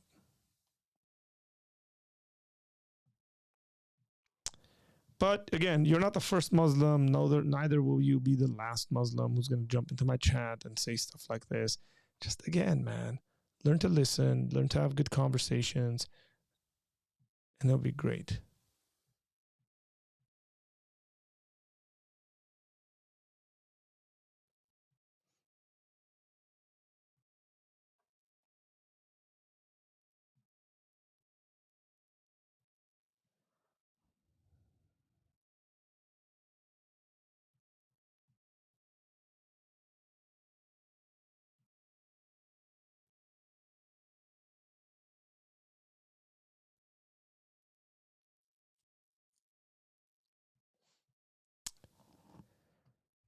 It seems to me that hey, let me ask the chat a question. Are you guys enjoying having Jake in this chat? I haven't kept up with the stuff he's saying. He just seems to be like I said. By the way, Jake, I asked earlier how old you were, and you said my mods blocked you. No, they didn't. So why don't you tell us how old you are? And then I said, would you call in on Tuesday to have a face-to-face conversation with me? So 2 questions. How old are you? And would you call in to have a conversation with me?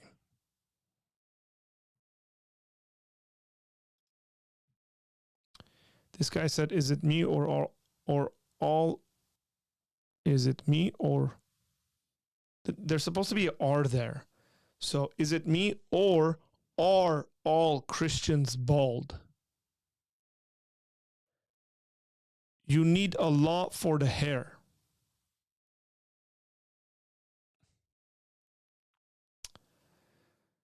Another person we're just going to ignore. Starting now.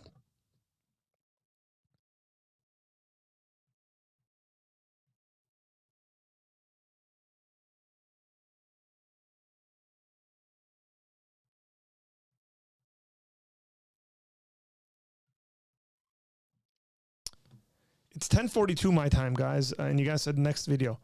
Do you guys have a recommended video? I wonder if we could do like TikTok reactions. Oh man, that'd be insane.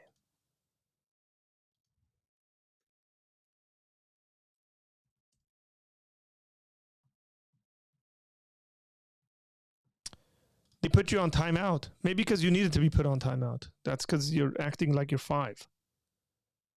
So I'd put you on timeout myself because you don't know how to listen very well. I have 3 kids, and the youngest one is 5. You act quite a bit like him. That's why I asked how old you are. So, again, 2 questions still haven't been answered.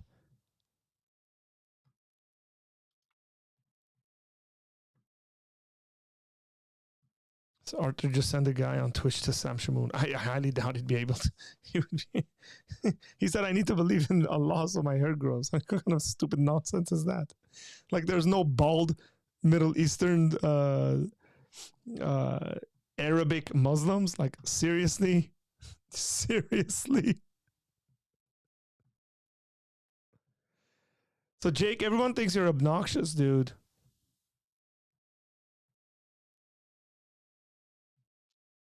TikToks would be fun. So stop again. Stop being obnoxious. Just don't be annoying, man. You're probably a blast to have at parties. Jake.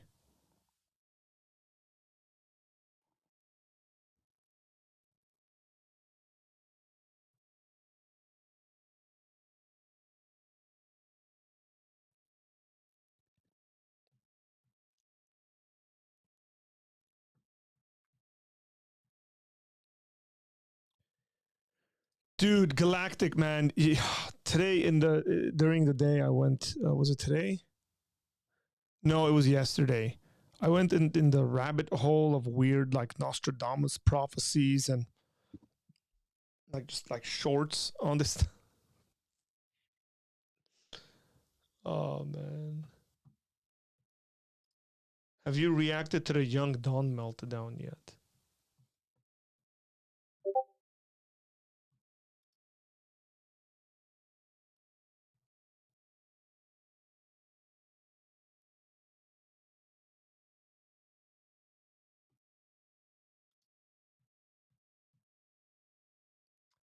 No.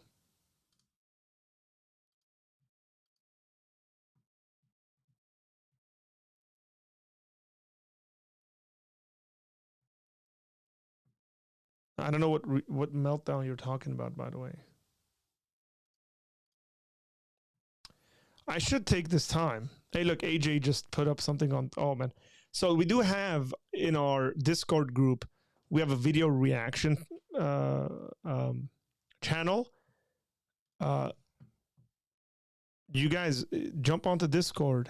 Oh, Lord. This should be interesting. AJ, why do you do this to me?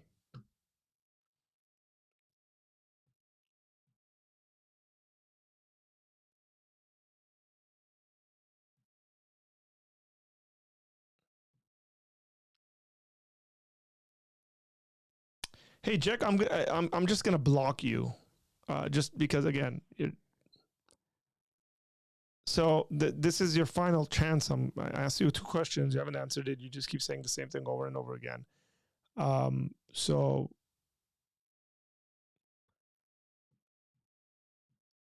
everybody in my chat knows how gracious I am and the sort of people that come on here. We have way more intelligent people than you in the chat who are atheists, who have very good conversations with us. So don't think too highly of yourself, Jake. That's why I kind of feel like you are like a 16, 17-year-old. And again, if you're not, you're acting like one. Stop it. You need to stop it, Jake.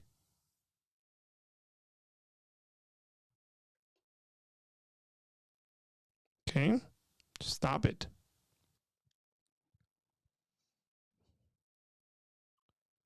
So I asked for your age because I want to know how I would interact with you and deal with you. And number 2,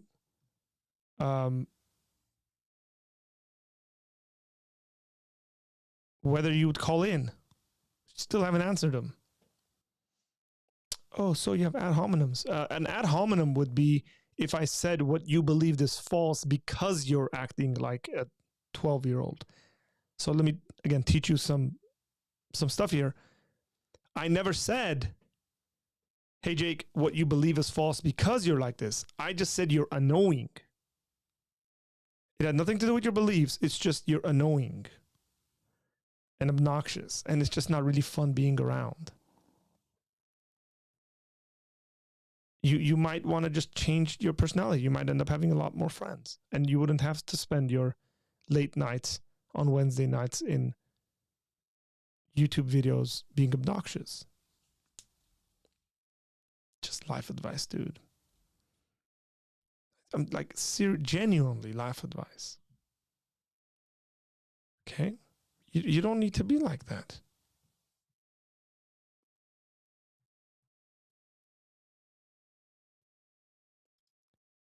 Stop it.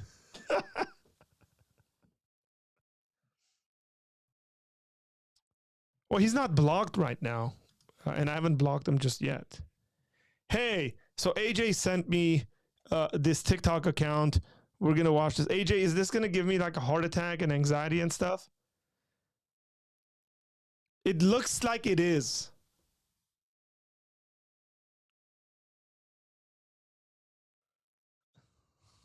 I got an atheist and a Muslim. The Muslim gent just said, "You the obnoxious, cause you know Allah."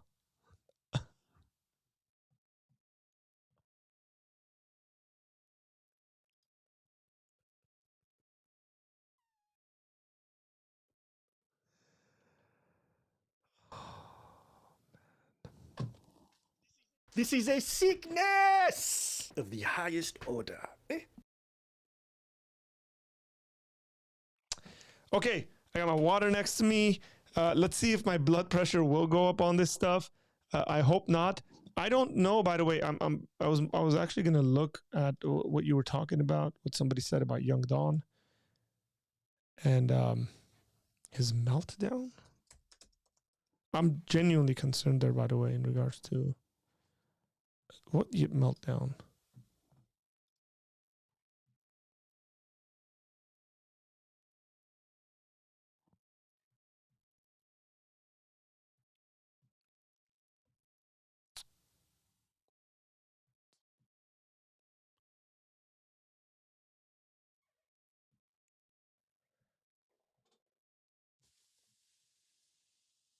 Did Young Don take down his video about how he doesn't believe in the Trinity?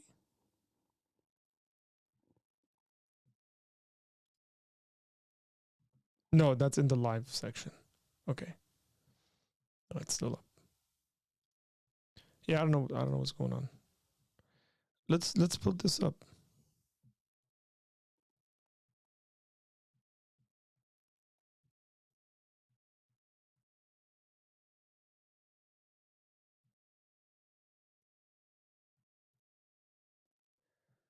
Okay, guys. Jake Green has been banned.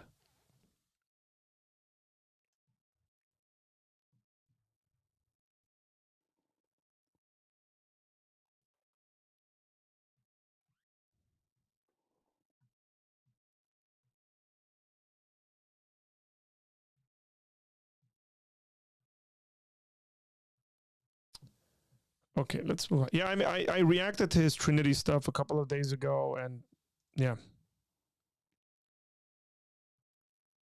Let's pull this up. Let's see what's going on. Okay. Who is this person? She's following 666 people.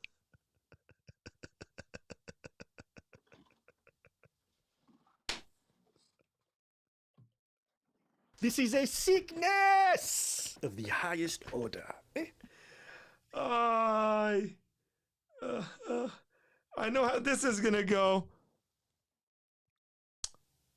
Okay. This video is called "Convert to Christianity." I'm just gonna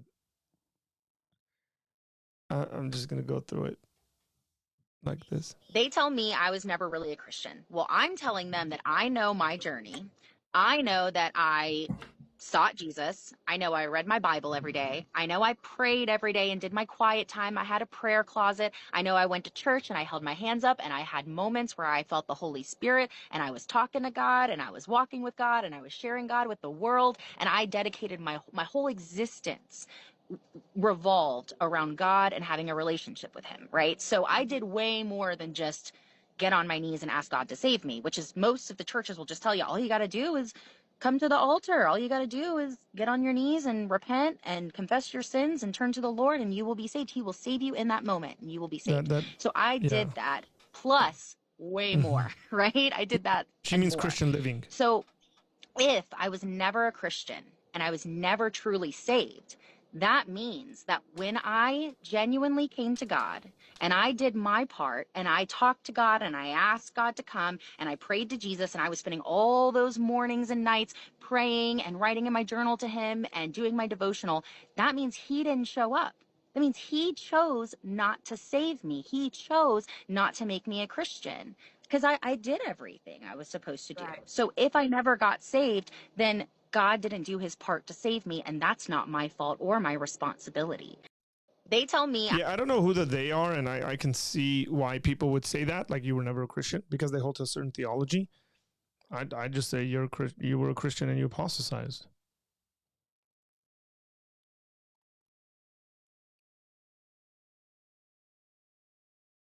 And then what?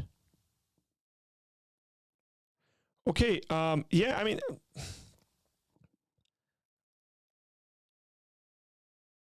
Moving on. I'm talking about a video that I saw you bringing up Leviticus, bringing up, how... Yeah, I stated some Bible verses and I put them on the screen. What do you mean by they were out of context? That you're putting wrong meanings into them. Well, I have an entire playlist where I'm going over the context of all of those verses if you'd like to check it out. Oh, no, I've already checked it out, and they're completely wrong. They're completely freaking wrong. So can you give me an example of what was wrong? I can't remember exactly the verses that you brought up because I saw that video a while ago, You seem very confident about the fact that I was wrong, so you must know like what I was wrong about, right? Well, I mean, you're or did you watch somebody stitch my video explaining it and debunking me, and now you've decided that you agree with them and I've been debunked and I was wrong? Is that what's going on? No, I know you're wrong because what? Because I read the context of. I look at the book. What context? Of what verse? Give me a verse. Okay, man, I'm just going to skip that. She's a lot more articulate than the guy calling in.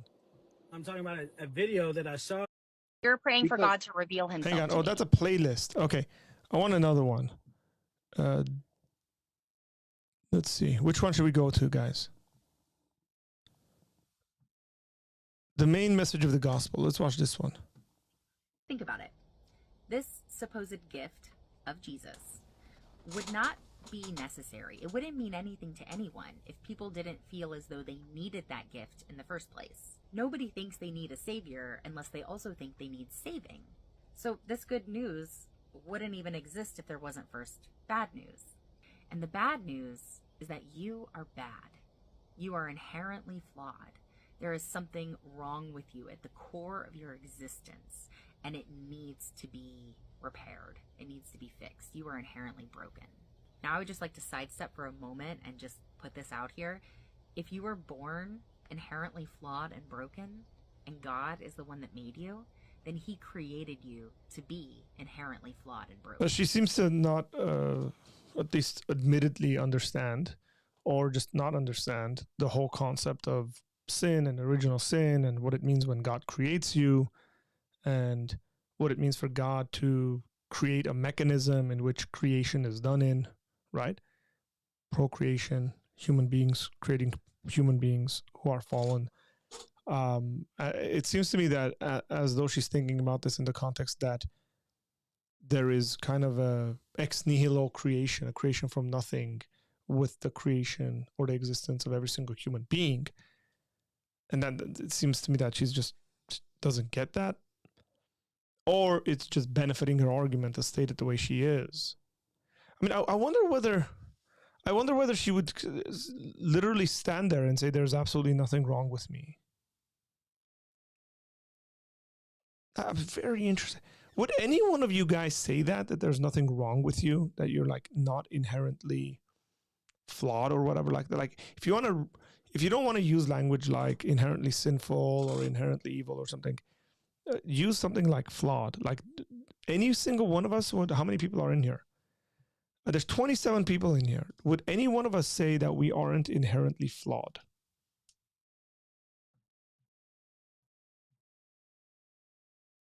She looks like a prisoner.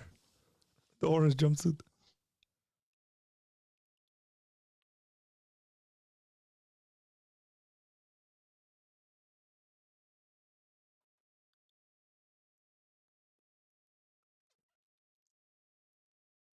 I mean, Jake, who's been banned, definitely is inherently flawed. But let's talk about the rest of us.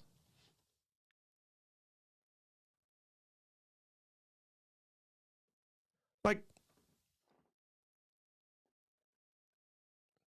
she's saying God made us. Well, again, what she's not getting is that human beings are born flawed. And she, like I said, she seems to be confusing as to how you and I are created versus the way Adam and Eve were created. There's a clear distinction in Christian theology in regards to the creation of Adam and Eve, ex nihilo creation in a perfect state, and then those humans who are born post Adam and Eve, which we are born in a flawed state. That's because we have flawed parents, Adam and Eve, i.e. Adam and Eve, and that is different than when God created them in a perfect state. If you don't understand this, you're going to have a very hard time understanding the Christian message.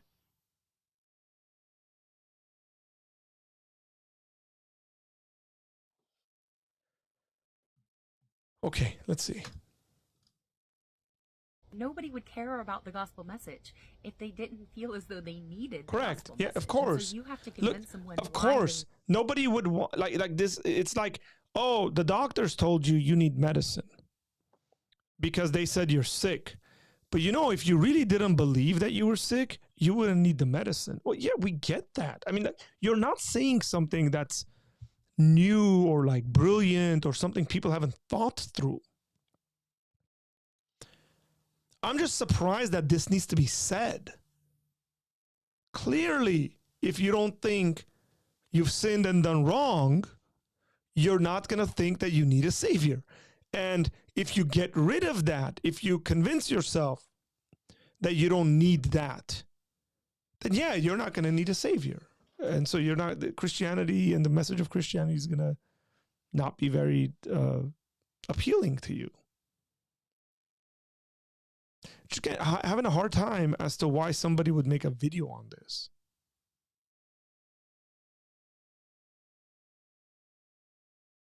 It seems so commonsensical to me.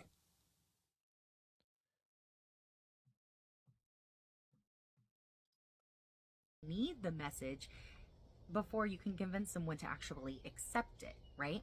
The main message of the gospel is not that you can be saved. The main message of the gospel is that you are so bad that you need to be saved. Think about it. This supposed gift of Jesus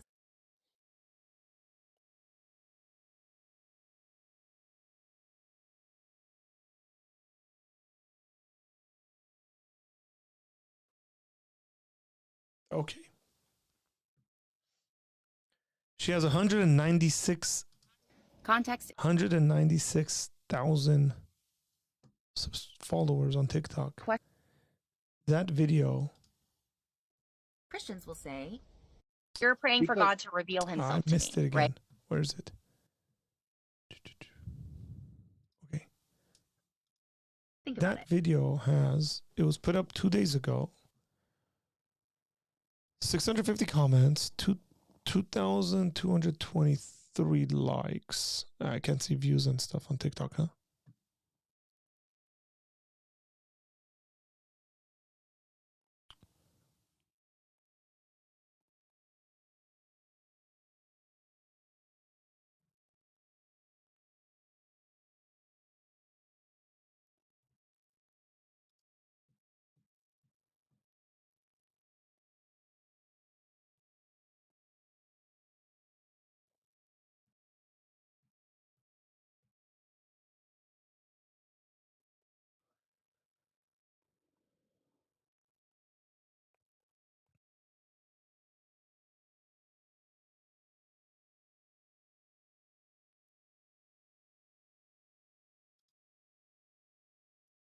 Context. You guys wanted context? Let's talk about it. Leviticus 21. Now, I made the mistake of saying that people with disabilities could not approach God according to the passage here. I was wrong. I was mistaken. I can own up to that, and I'd like to clarify. This was specifically for priests. So it's actually priests with disabilities who cannot approach God, which somehow is so much better. There was actually somebody who made a video responding to me saying how wrong I was and saying that it was actually priests who couldn't approach God because they had to be perfect. So make of that what you will. But it starts in 21 here. It says, speak to the priest, the son of Aaron. A priest must not make himself ceremonially unclean. So this is all about how the priests can stay perfect and clean for their almighty creator. Now, God starts off real strong. But so far, all I've heard her say is, I don't like the way that this is. Correct. There's purity laws. Correct. That's what holiness means. It means to be set apart.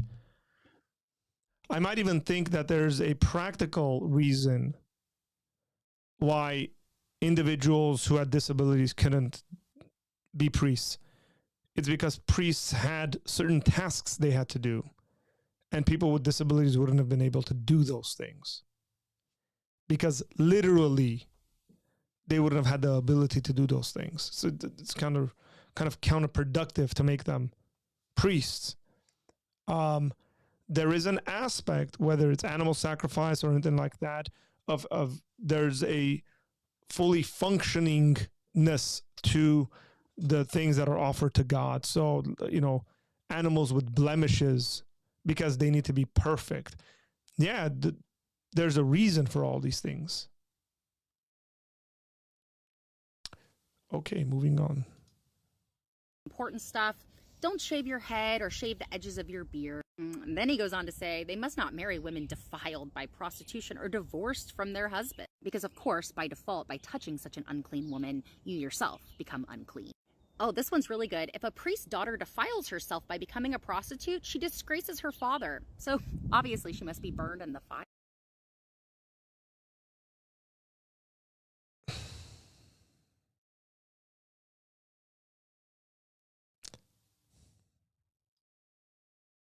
Let's go ahead and get to the meat of the issue, which is this whole ordeal about priests with disabilities. Please. The Lord said to Moses, none of your descendants who has a defect may come near to offer the food of his God.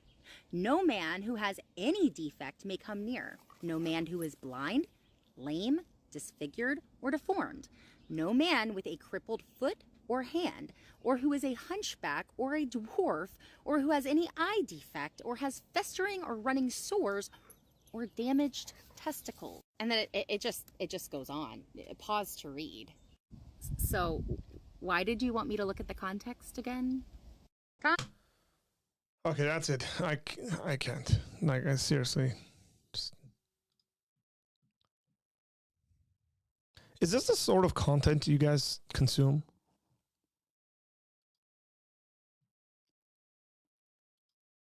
I mean that for like atheists and theists in the chat.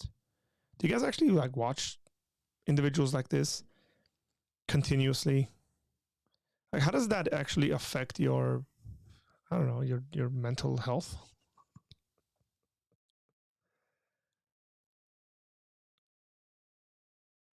I'm not talking about like if we can have disagreements and legitimate conversations and stuff. It's a certain kind of personality, certain kind of arrogance and lack of humility, and certain kind of vile. And I'm not saying that this doesn't exist on the Christian front, by the way. People of these personality types exist on all sides. That seems to get quite a bit of attention on the internet. And like, we can have those conversations. But like, I can't listen to her for a long time. And by the way, I read atheist literature. Okay.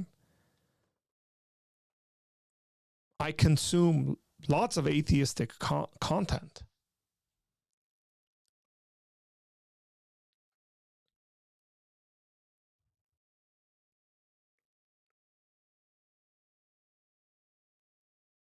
So it's not that I don't want to have the debate. It's not that I don't want to have the conversation. Clearly I do. You guys have seen me have those with some of you yourselves or other folks. It's just, I can't, like, how do these people, maybe that's the reason they're famous on TikTok, because I don't know, they don't have friends. I'm not, like, again, I always think about this because people's lives matter and the way they live it matters. So immediately my questions are, as I said to Jake, who got blocked earlier on, how old are you? That matters. Like, do you have friends? Are you married? Because you can't have that kind of a personality and continue to have it into adulthood and actually be respected and cherished and loved and be able to be hospitable and surround yourself with individuals, whether you're a Christian or not. I know Christians like this who will jump from church to church because they have really, really crappy personalities. They're annoying people. They're obnoxious. Stop being like that. This is a human issue. It's not a Christian, non-Christian issue. It just gets expressed within those realms and areas.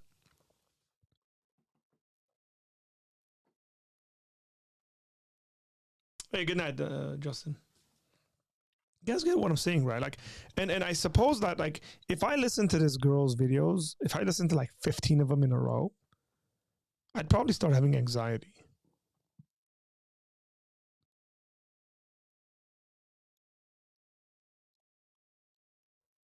Okay, and I would have anxiety, not because of her arguments, because I can reason through those pretty quickly. I would have anxiety because of the way she presents stuff and the arrogance that bleeds into it. For all I care, if she said McDonald's is better than Burger King and she spoke the same exact way and she explained things the same way, I'd still have anxiety.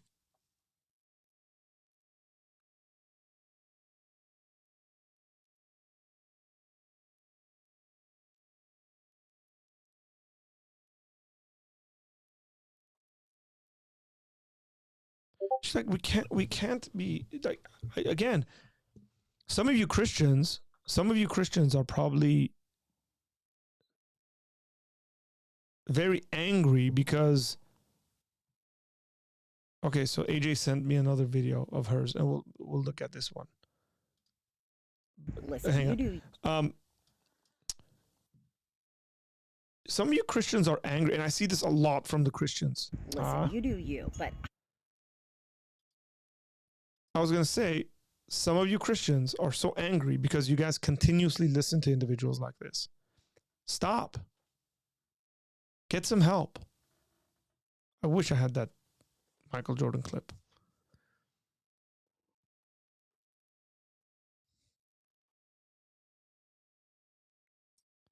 Beards give me anxiety. Everyone on social media has a beard. Everyone on social media doesn't have a beard.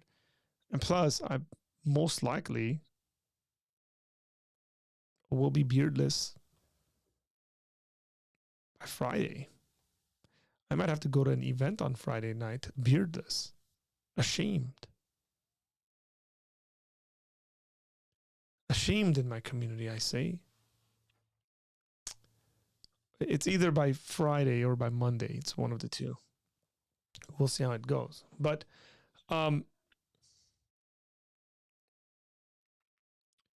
again, like my immediate response is like thinking this is a young lady, and she might go on a date, and if this is the sort of personality she has on a date, probably never going to get married.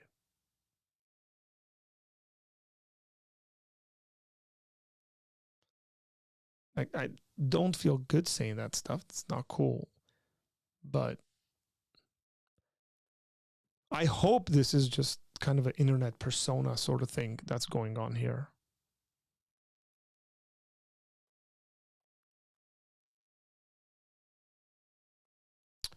Well, Emil, it is potentially the case that by Friday I would have lost my bet with Jerome, which requires me to shave. The bet was that if Liverpool make it to 4th place. So tomorrow Manchester United has a game. If Manchester United loses tomorrow, the bet will go to the last game of the season, which is Sunday. But if Manchester United wins tomorrow, then the bet is over. Then I would have to shave. It's not a beardless guy. It's not a beardless future, by the way. It's going to take about a week for it to grow back. So I'm not tripping. What I usually shave very clean about once a year. This has gone longer than that. And the way I like referring to it is that I'm growing a new batch. So whenever I do shave and people say, what happened? Why did you shave? I say, got tired and I'm growing a new batch. It's just this time I can't say that. I have to tell people the truth because I'm a Christian, and I'll tell them I lost a bet. And then maybe some people's questions would be, wow, you made a bet? Yeah, I did. And so Future says that's what you get for gambling.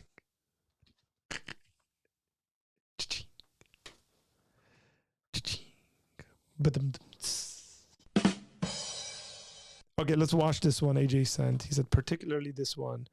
And let's see.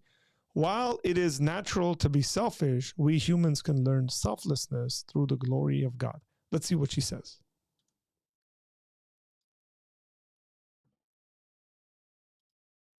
Listen, you do you, but I don't think that I could learn how to be selfless from a being that created an entire world and human beings in it just so he could be glorified and worshipped for all of eternity.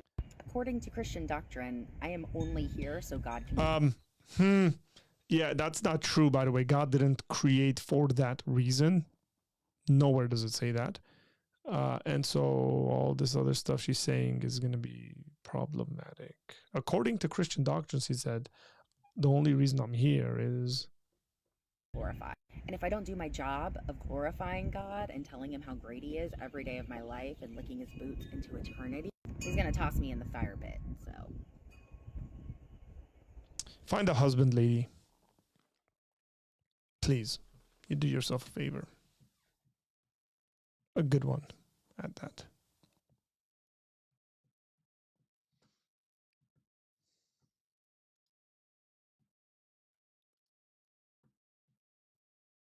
Or just get some really good friends who will tell you to just shut up when you're saying stupid stuff.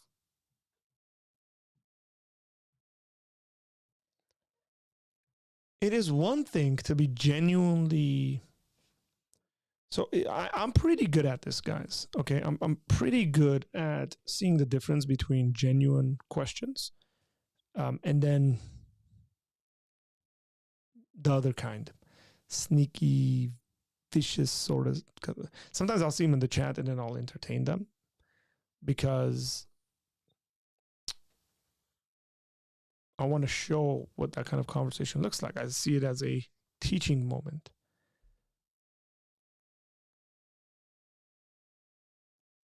Don't be like that. Again, we had a gentleman call yesterday, and what did I say right after the conversation? Right after I spoke to Diego, what did I say? I said, "Be more like Diego." See the difference?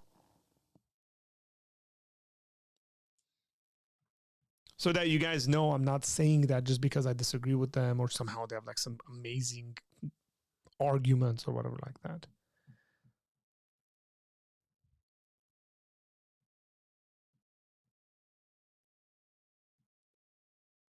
This is what anti-intellectualism and evangelicalism leads to. I would not disagree with you at all, AJ. Yes.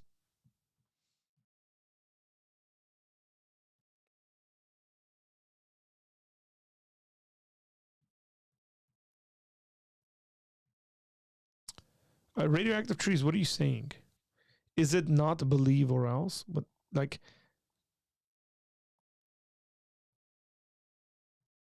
It's you guys need to get this right, that it's not just like you believe something is true and therefore you... The Bible says even demons believe. Mere assent to a propositional truth, say the sky is blue or that God exists, and saying, I agree with this is true, is not salvation. If you think that's what salvation is, then you got it wrong. Having faith in Jesus is being faithful to Jesus, right? It is trusting him and in him. This is not some philosophical game that we're playing where it's like, well, I'm going to agree that this is, these are earphones, these are not, and X, Y, and Z.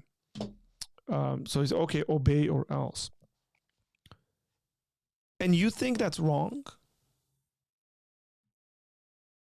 So who would know better, radioactive trees or God? If God were to exist, let's just say, let's play a game. If God existed, who would know better on how we should live the human life? God or radioactive trees? God, very clearly. You don't have to be a believer, you don't have to be a Christian to understand that conclusion. But I don't like his rules. Well, too bad. And I mean that in a very sincere way. Too bad, because you don't know as much, you don't know the possibilities, you're a lesser being. Too bad. Assuming that the deity we're talking about is actually a good deity. Right? If we're going to have this kind of a conversation. Look, you don't have to put your faith in Jesus. Nobody does. But what you can't say at the end of the day is, oh, I didn't know. What you're going to say is, yeah, I knew what it was. Let's just say I'm right, by the way. Radioactive trees. Again, I told you to call in, man. You still haven't called in. At the end of the day, you're going to stand, let's just say I'm right. You're going to stand before God. He's going to say, hey, why didn't you do all that stuff, man? I even sent this really cool YouTuber your way, and you had conversations with him, and you just ignored him and just X, Y, and Z. And you're going to be like, I just really didn't like the fact that you said obey or else.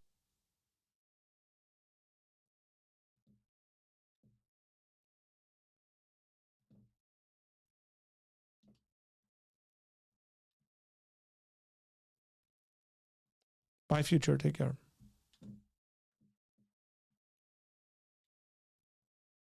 Now, assuming if you're right, then you're right. Then I die and I stop existing. Okay. Now, again, assuming like Islam isn't true and X, Y, and Z, that's a bit different. But let's just say if it was the option, it was between me and you. Not saying that you should believe based on that. This is not a Pascal's wager or anything like that.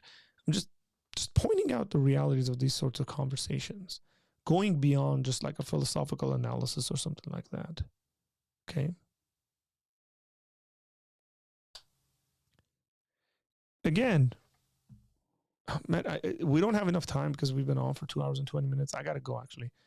I'll give it 10 minutes. But when it comes to comments like this, the God that condones slavery, what's wrong with slavery? Why do you have such an issue with slavery? Hey, look, this guy's still here. And every time we mention Islam, he says, of course, Allah is number one. Muhammad is number one. Noi Constantini.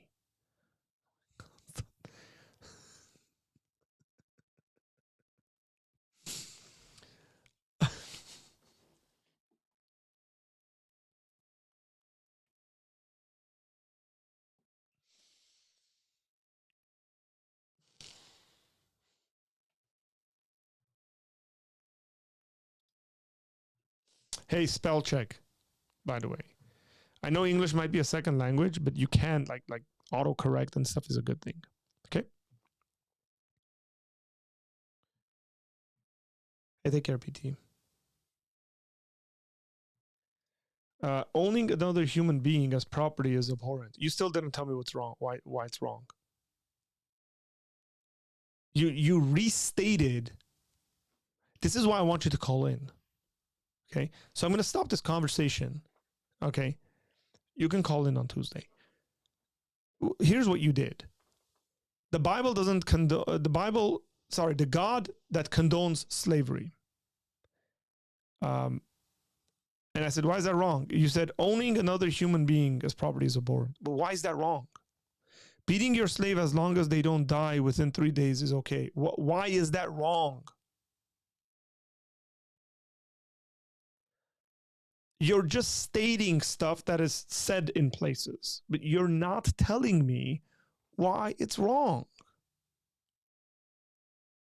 Okay, now, I don't want you to tell me why it's wrong right now. Think about it, and maybe you can tell me why it's wrong on Tuesday. Okay? And with all that said, thanks for hanging out with us, guys. Remember, tomorrow we have a very special guest at 2 p.m. Dr. Leighton Flowers will be joining us of Soteriology 101. If you know who that is, then you know who that is. If you don't know who that is, it's going to be a really fun conversation with Dr. Flowers. I've been waiting for this conversation for about 2 years, so I'm excited about it. And we're going to be talking about Calvinism and non-Calvinism, and we're going to be talking about churches and church splits and how theology could it be where we exist in the same communities but be theologically diverse. It's going to be a really, really fun conversation. So make sure you are here with us, joining us live 2 p.m. And yeah. With all that said, think about some of the questions I've asked, specifically radioactive trees. And then we can have that conversation later on. Maybe even Friday. Take care. God bless you guys. And I will see you later.